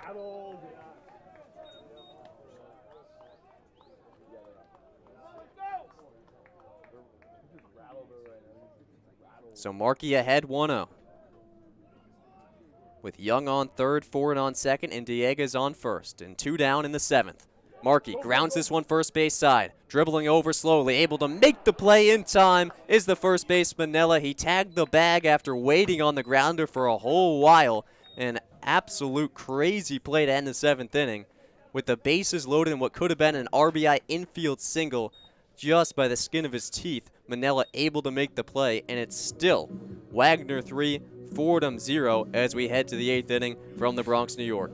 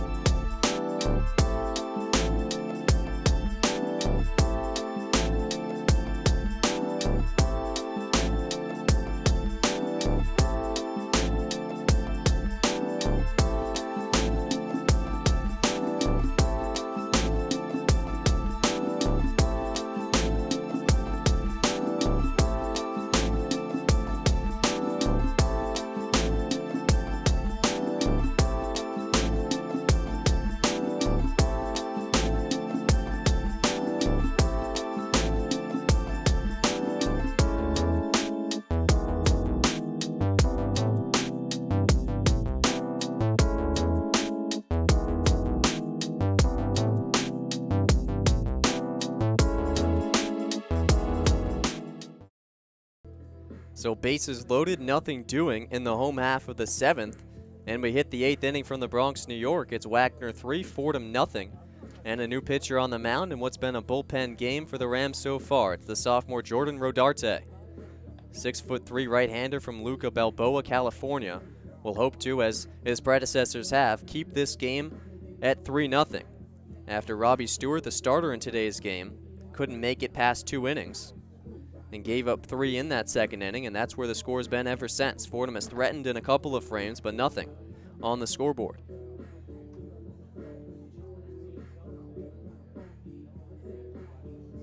As Rodarte warms and readies to face the heart of this Wagner order. Joseph Manella up first, who made that play at first to end the inning in the 7th.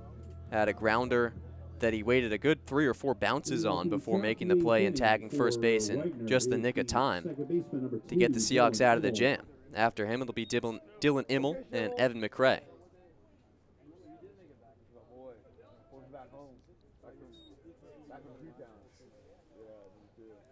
For Rodarte, the sophomore righty, we haven't seen him since February. It was February 21st against UNC Wilmington, where he worked 2 outs, but in that span did allow a hit, walked 2, and hit another. Strike 1 in to Manella. So Fordham getting a lot of guys work who haven't pitched in some time. And Wagner, on the other hand, relying on guys who have really struggled this season, but to great success. Pitch from Rodarte, low and outside. 1-1 to Manila.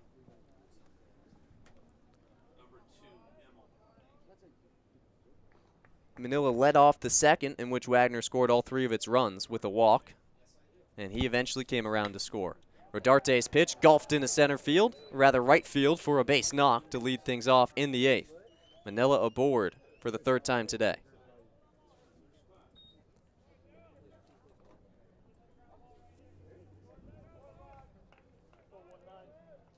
The right fielder, number 19, Evan McCray. So Manila on first. Or rather, Dylan Immel was the leadoff man. My apologies. And he gets the leadoff single. And now it brings up McCray. Shows bunt, pulls back, strike 1.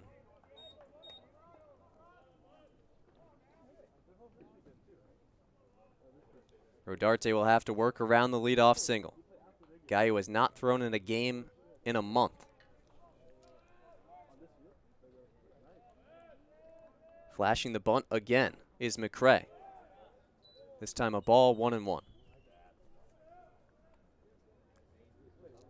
Third baseman Ford just shading in, ready for that bunt. Wagner wants to advance that runner. McCray pinch hit in the 5th and grounded out to 3rd. Strike 1 and 2. The fastball catches the inside corner. Runner on, nobody out, top of the 8th. Wagner leading 3-0.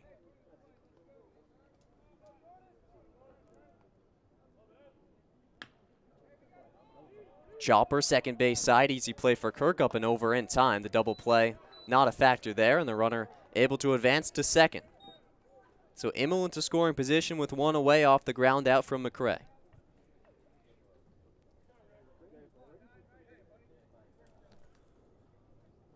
Shortstop, number 9, Derek Patrici. Derek Patrici will come up.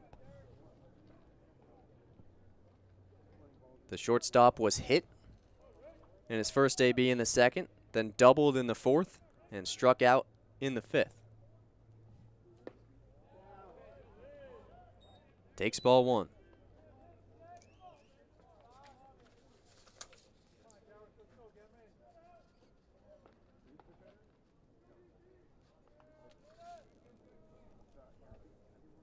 One out here in the 8th.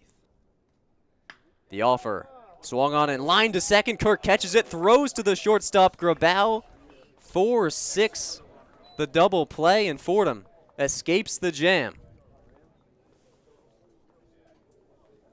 Pretty glove work from Kirk. Turns the DP, and we head to the home half of the 8th. It's still Wagner 3, Fordham nothing on WFUV Sports.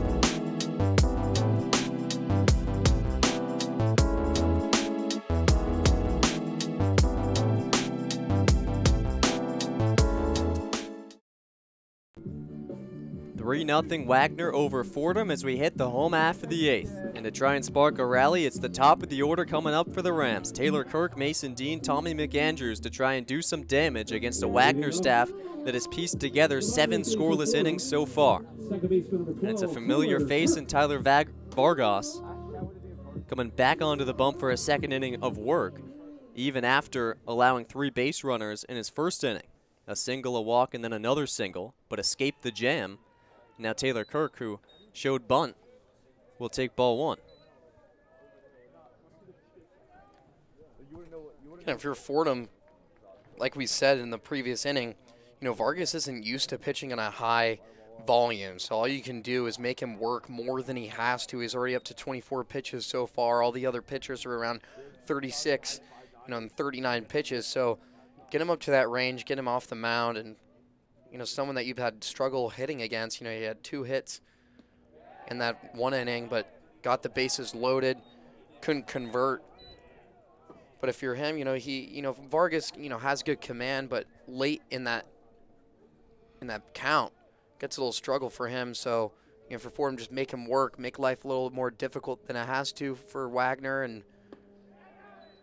again, you've had a lot of guys stranded on base, 5 to be exact, to Wagner's 7, who's outscoring you by 3 runs. So Fordham, trying to escape this one without a shutout, something Wagner hasn't done all season here in the Bronx.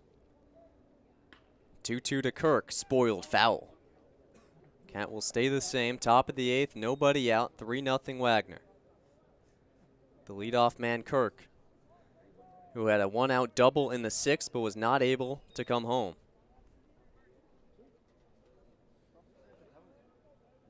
A guy with 11 stolen bases on the campaign. Would be huge for him to get aboard. So he takes ball 3. Yeah, you got to be on go mode right now. And, if you're Kirk, you're the spark plug for the rest of the team. You were A-10 all-rookie last year and trying to spawn the team this year. The payoff is low. Leadoff walk from Kirk. A little bit of life for Fordham in the 8th. Perfect example, making Vargas work harder than he has to. Results in a walk and a man on base for a table setter that's been absolutely incredible for Fordham this year, and it looks like Vargas will be done. Whole team convening in on the mound, and it seems like it will be a pitching change. Plenty of action over in the Seahawk bullpen as Fordham looks to rally here in the 8th. The leadoff man in Kirk, who has speed, 11 stolen bases on the season, 71st in the country, gets aboard working the walk. New pitcher will come in for Wagner. We'll stay right here on what's a really pretty day in the Bronx. Hasn't always been pretty for Fordham on the field, but 52 degrees, partly cloudy. A little bit of wind moving from right to left. As we look over at the Bronx skyline here at Houlihan Park at Jack Coffey Field. The Moglia Stadium stands over and left, stretching over towards center, and then the apex of one of the biggest buildings in the New York Botanical Gardens, overlooking at center. Plenty of trees spanning from center over to right. Beautiful scenery. You got the American flag to the right. Also, we're at a baseball game. It's opening night tonight. Our neighbors over in the Bronx, the New York Yankees, will face off the San Francisco Giants, 8:05 Eastern, over in my hometown, San Francisco, at what I think is the best stadium in all of baseball, Oracle Park. And you can settle for second. What, first is Fenway? First is Fenway. Come on, man. And no, but you guys don't have that view, though. Got the beautiful bay out there, and in Oracle Park's one of those parks where you can, honestly, the higher seats you have, the better view you have, and it's honestly the better viewing experience. You would think that closer to the field would be better, but if you're in that 300 zone, sun setting, come on now. Fordham saw a player get drafted last year, Daniel Bucciero, longtime third baseman for the Rams, taken in the 9th round by the Athletics. Got a few ABs in spring training with the big league club.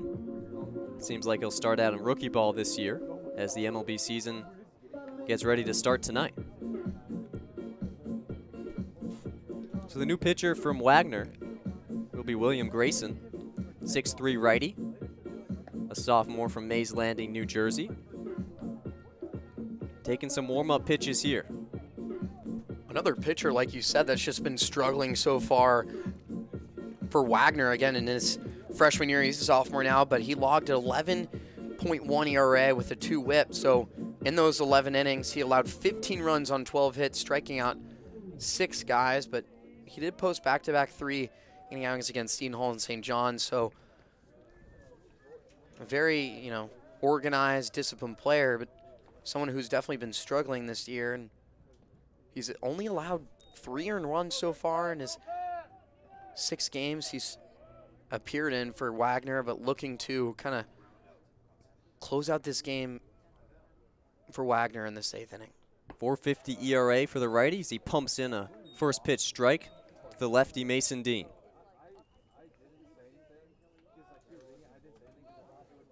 So the freshman up to the plate to try and keep things going after the leadoff man and Taylor Kirk drew a walk. He leads off of first with nobody out here in the home half of the 8th. Fordham trailing by 3. Kirk goes, the throw outside, the pitch down. Not in time. Kirk with the theft. Oof. Yeah, they're going to want to review that. Honestly, Joe, looked like it should be overturned here, unfortunately for Fordham, but Previous play is under which review. again they'll have to trot over to, Keating Hall and go into a classroom and go figure it out. But Not sure that's actually what happens, although that would be awesome. well, I mean, yeah. Also, I'm on the left side here. For our listeners, I can't really see to my left. I can barely see. Nathan third has base. no idea what's going on. I don't really back know. there. They For all just he walk knows, they're in a off. classroom. Walk off the end of the world over there, but I think there's a spot underneath the bleachers to the left side of home plate where they are able to take a peek at the monitor, see all the angles, and deliver the call. But unfortunately, this should be overturned. But again, that would be kind of a heartbreak for Fordham. So they finally get some guy on base, and it would be scoring position. And Dean is another one of those guys that had around 90 steals in high school and was a player of the year over there. And it's one of those players you can always rely on to get on base and kind of just make some production, stealing bags. For Fordham, this is go time. It's almost getting that crunch time, and they're not, shy to playing late in the game and getting those runners on base and those ribbies late in the game, but especially down 3 runs.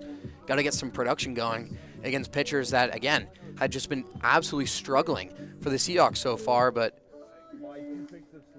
if you're Coach Noto, you're just trusting your team and giving those guys some opportunities that may have not had those opportunities. Again, like you said, there's no A-10 implication with this game. It's a non-conference game, just some more reps for these guys on the bump. But Wagner coming off that great series against Lemoyne.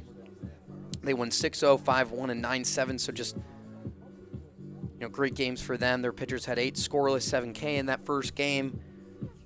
7 innings pitched for Steventon. 5K save for Davis. And then a 404 3-run bomb for Blakely, who earlier, pulled his hamstring, unfortunately.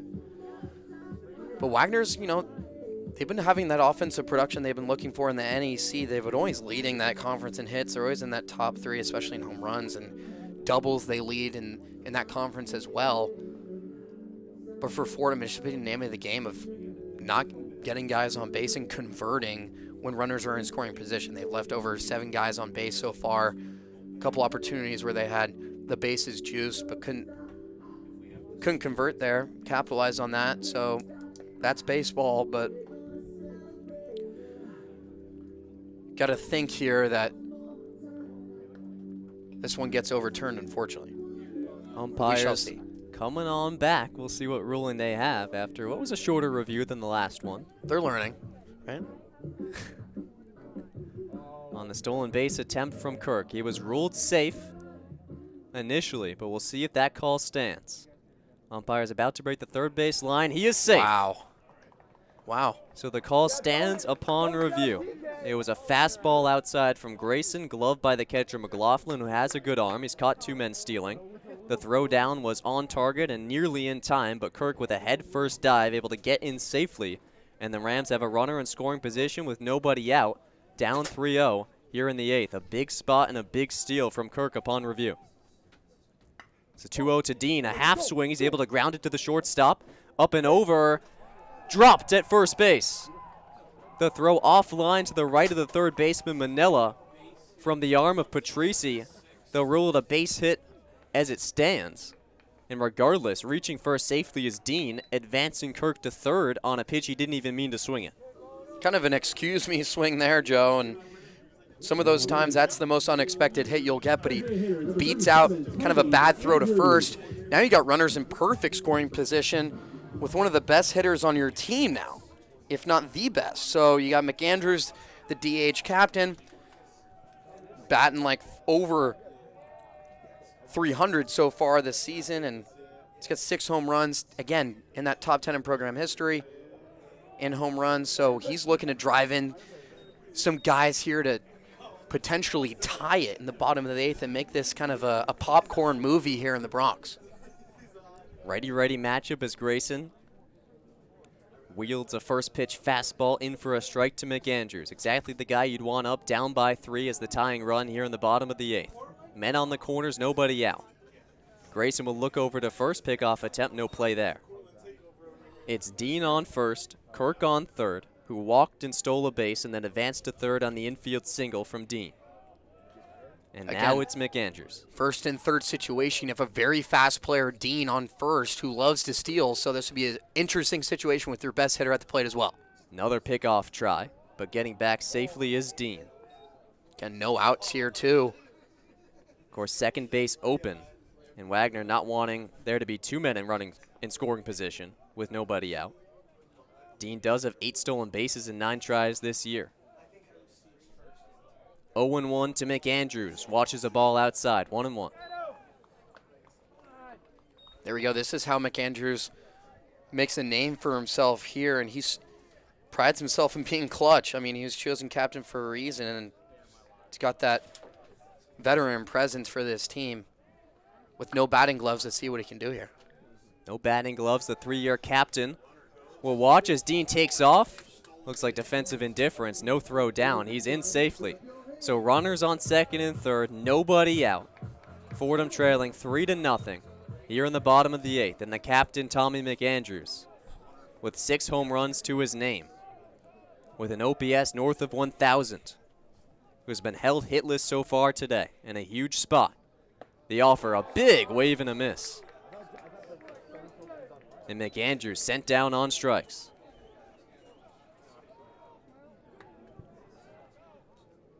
One down in the 8th as Anthony Grabau gets ready to dig in.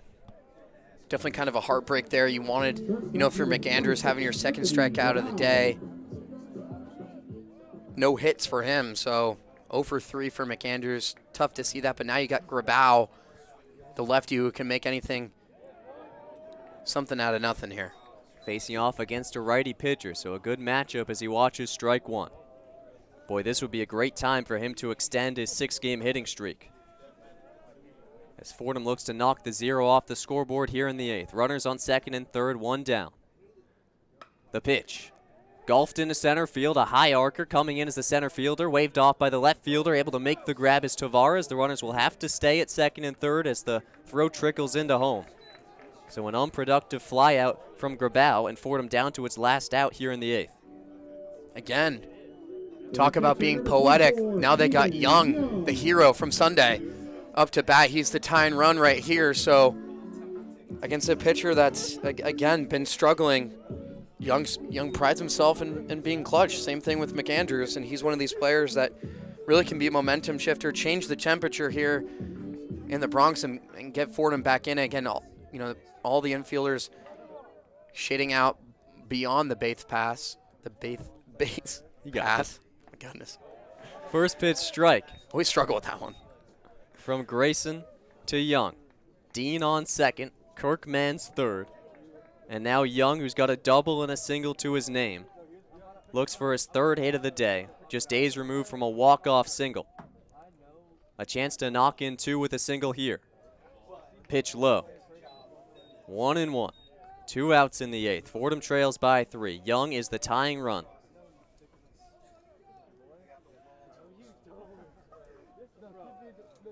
You know, for the runners on base too, any contact, you're out and running. Get that good lead off. The 1-1 from Grayson. Young watches as it's ball number 2 low. 2-1 here for Young. 2 outs. Runners on second and third. Fordham down by 3 runs, trying to etch themselves back in this game and on the board. Favorable count, 2-1 for Young with 2 down. Pitch high, 3-1. Hitters count for Young, who's not a guy who wants to take a walk. He loves to swing the bat.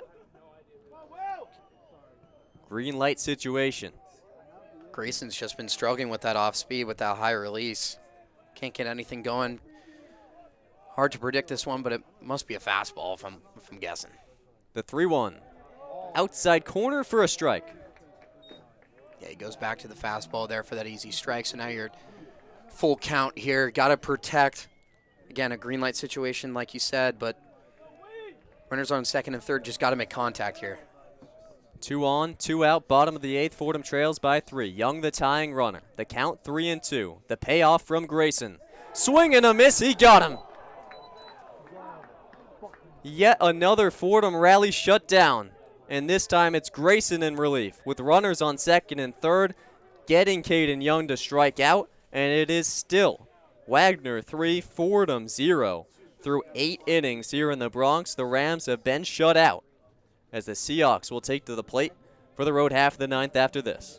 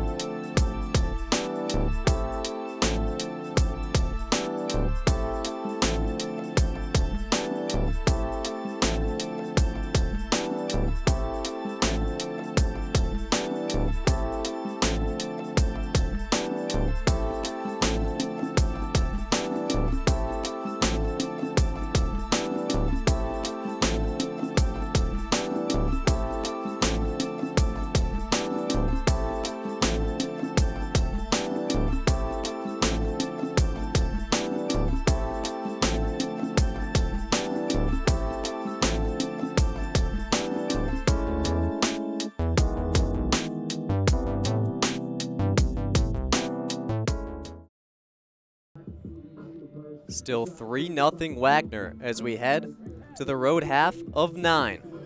And it's the closer, Ulrich Berg, to come in for Fordham to try and keep the deficit at 3. The senior righty stands 6'1" out of Encino, California.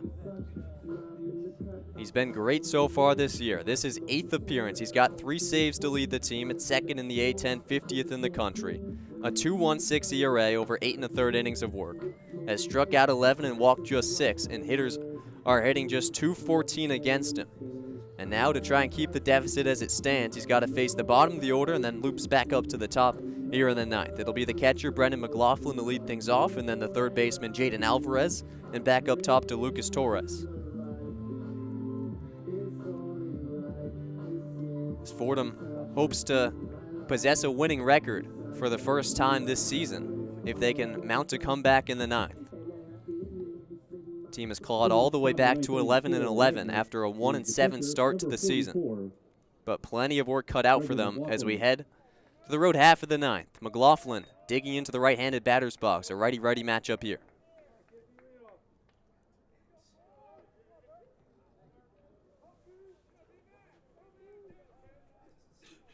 Freshman has been aboard once today. First pitch from Berg outside. McLaughlin reached on a hit by pitch in the 4th. Otherwise, a couple of pop-outs.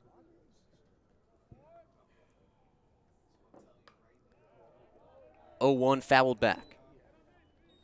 Rather 1-0, 1-1 now. Berg pitched a hitless inning in a 3rd on Saturday against Richmond. Trying to do the same here. 1-1 fouled back. Giving a good chase is Dieguez, but it's still 20 feet out of his reach.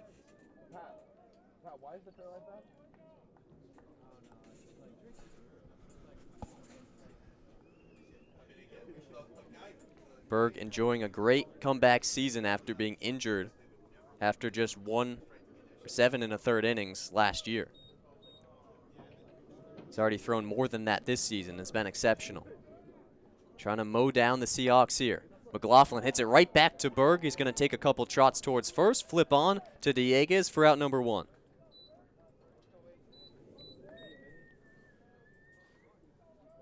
Comebacker, no problem for Berg. Third baseman, number 8, Jaden Alvarez.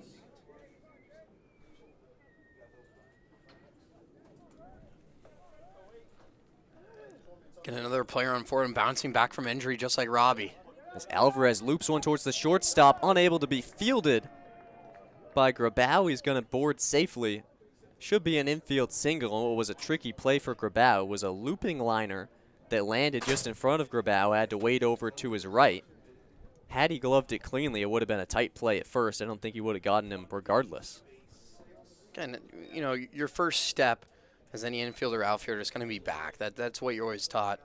Grabau was just one couple inches away from getting that looper that, you know, dropped right in front of him, but he played that perfectly.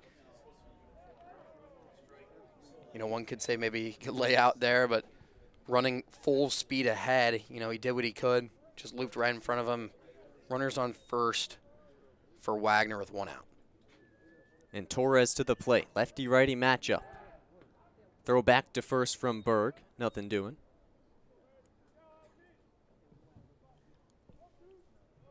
Torres has been fairly quiet today. Yet to get a hit, but hitting .431 on the season, which is top 20 in the country. So a dangerous hitter for Berg to face with 1 away. Another pickoff attempt. Alvarez gets in safely. Alvarez, who had the 2 RBI single in the 2nd inning. So counting for 2 of Wagner's 3 runs. 1 on, 1 out. Swing and a miss. High fastball there. 0-2 count now to Torres. Top of 9, Wagner 3, Fordham 0. Rams trying to keep it that way and mount a rally in the bottom half. The 0-2 from Berg, fouled back. Fastball outside, caught the tip of the bat from Torres. Pitcher's count now for Berg 0-2. If you're Wagner, you got to protect. Make any contact you can. You know, an insurance run or 2 would be a dream for them. But if you're Fordham, you got to limit the base runners and get him swinging. Still an 0-2 count. Pitch misses upstairs. Young will try and keep Alvarez honest with a back pick attempt to first, but nothing doing there. As the wind continues to pick up a little bit, still blowing from right to left. Temps still in the low 50s as shadows peer out over home plate. In the road half of the 9th, Wagner up 3-0, and Torres staring down a 1-2 count from Berg. The offering, a slider low and in.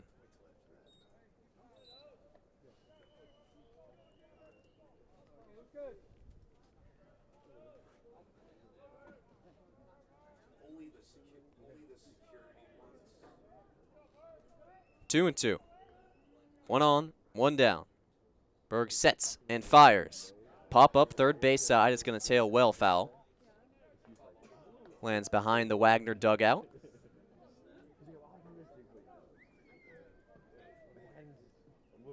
So some fouls from Torres, who's staying alive here.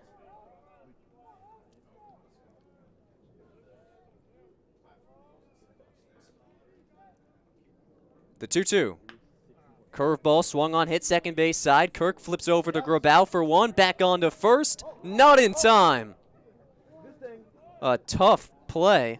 And somehow Torres is safe at first. It sure looked like he was out.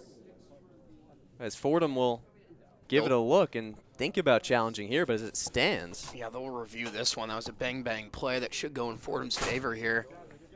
As it stands, it's Torres safe on the fielder's choice. Alvarez cut down at second.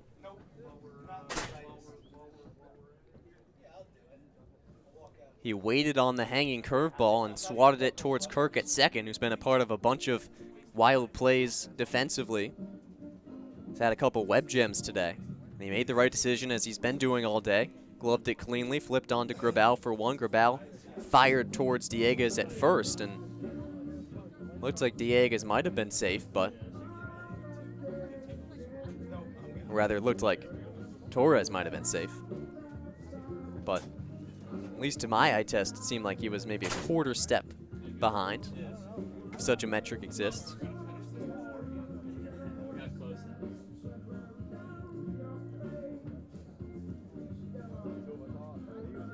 It would be an inning-ending double play. 4-6-3 from Kirk to Grabal to Dieguez. But if the ruling stands, it'll be 2 down and a runner on first and Torres.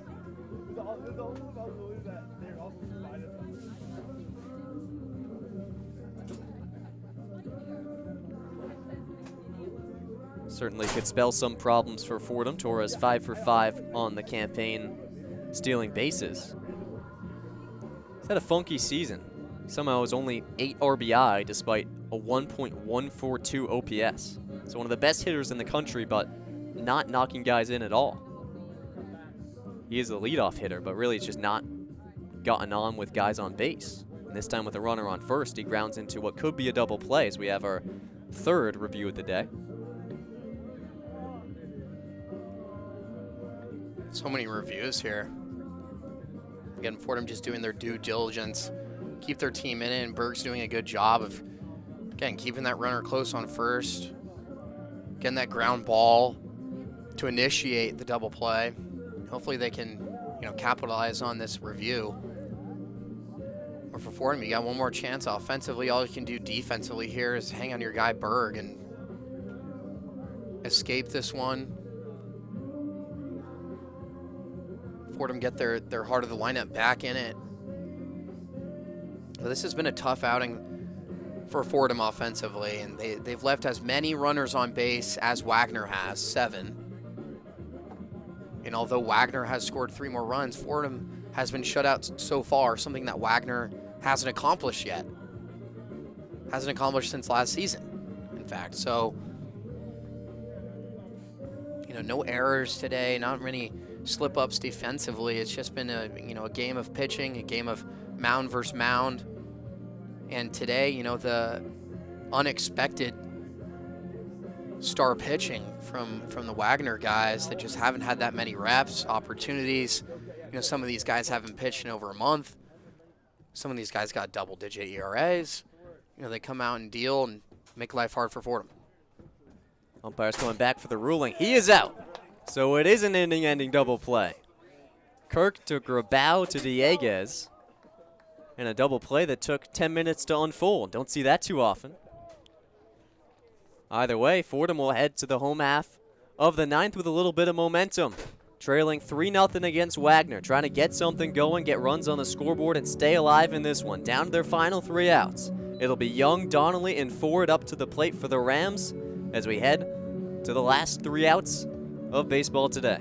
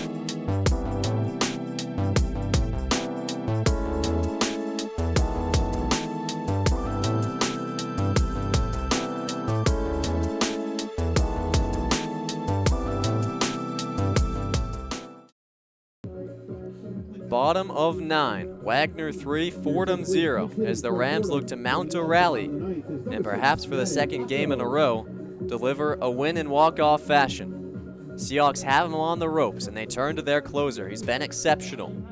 Keith Davis.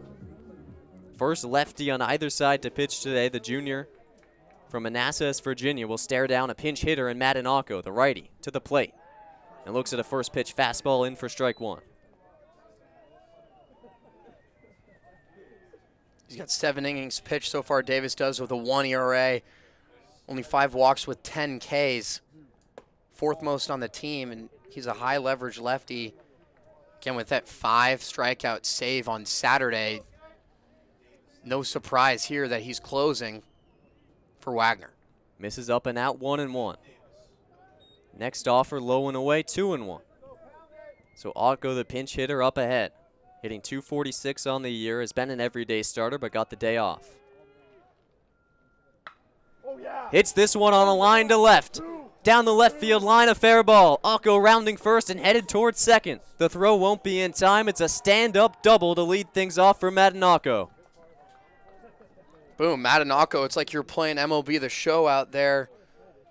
Find that open turf out there, almost hitting the wall in left field. Get your team back in it. No outs, stand-up double.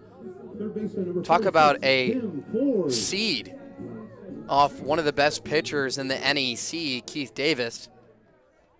Perfect spot for Fordham right now against the 6'3" left-handed pitcher. It brings up Tim Ford. He watches a fastball high, ball 1. Another righty facing off against the flame-throwing southpaw Davis.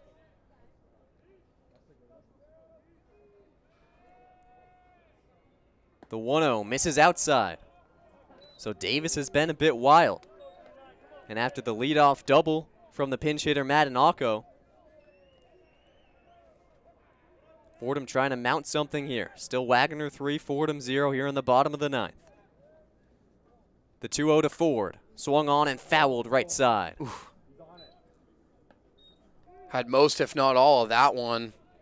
Just a little late, so you got to get a little bit early there. Again, lefty on righty, so we want that oppo pull here. The 2-1. Another miss outside with the fastball. 3-1. Playing with a good count here if you're Tim Ford. Again, got to move that runner over to third. Get any contact you can. Ford walked his last time up. Another walk would bring up the tying run in Dieguez. The 3-1. Swung and missed. Full count to Ford. Good swing there if you're Ford. Again, that was kind of down in the zone, but not his pitch. He wants that one back. If you're 46 in maroon and white, got to make contact. And a sparse but attentive crowd on looking.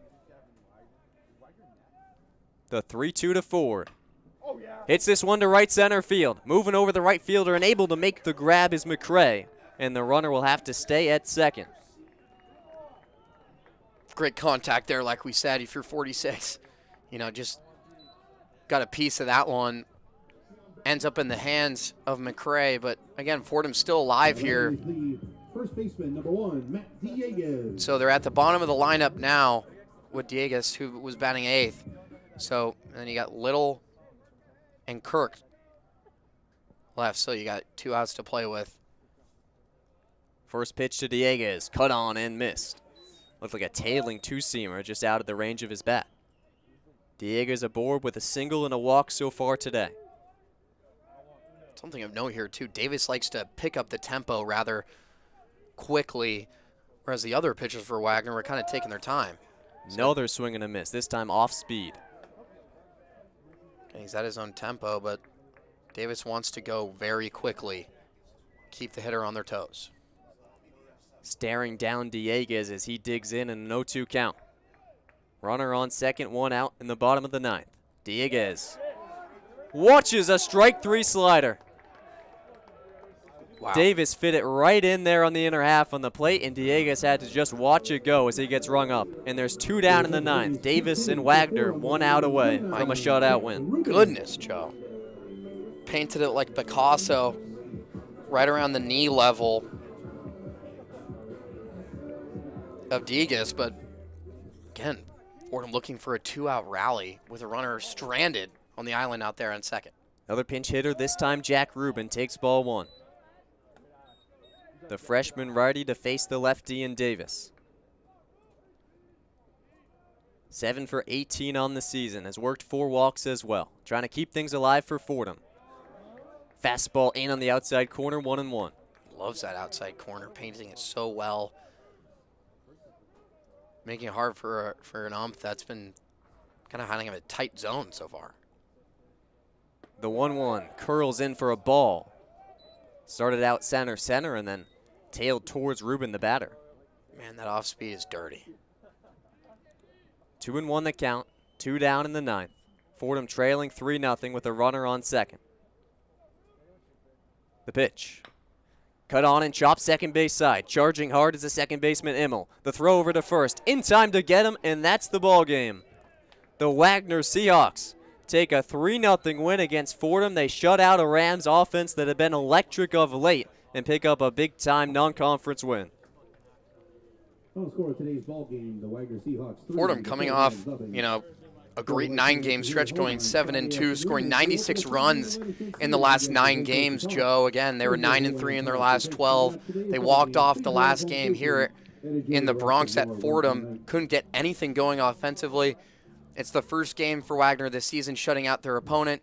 Credit to their pitching staff that, is known for just losing their command. They had 148 walks, 162 innings. Today only walking a pair. Fordham just struggled offensively throughout the game. They had chances to reverse that narrative throughout the game with bases juiced. They let 8 runners on base, more than Wagner did, and it was just a recipe for disaster, but that's how baseball is. Fordham will face a series against St. Joseph's, one of the best teams in the A-10, if not the best, here in the Bronx. Fordham left runners on in each of its last 4 innings, but couldn't scratch a single run across. 9 innings pieced together by 5 Wagner pitches, many of whom have struggled mightily this season.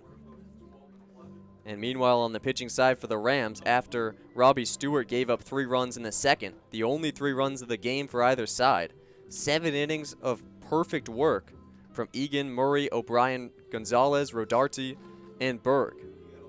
So 5 relief pitchers who allow 7 hits, but no runs.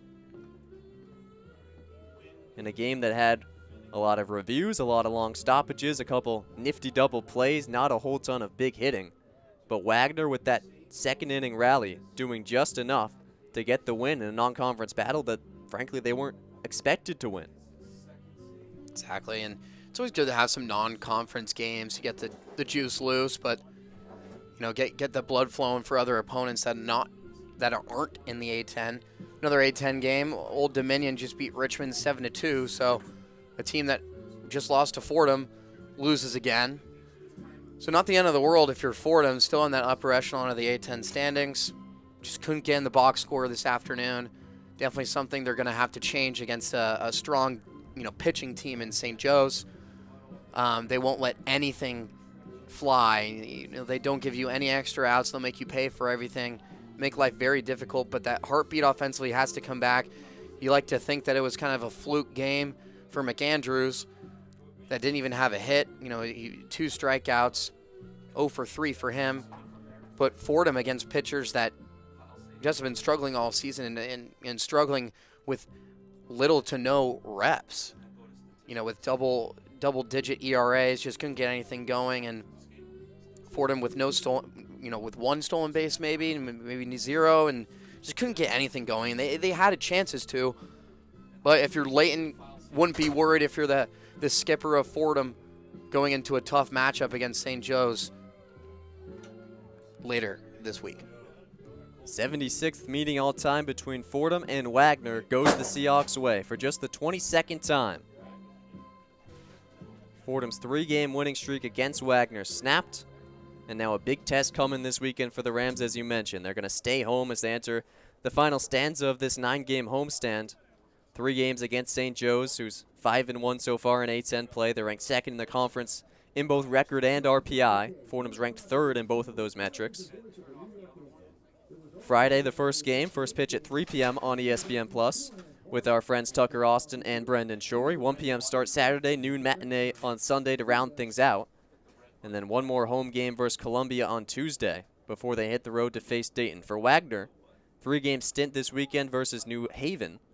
The Chargers, one of D1's newest team, one of 8 teams in the NEC ranked among the bottom 11 teams in the entire country. So a Wagner team that just showed that it belongs here in the Northeast.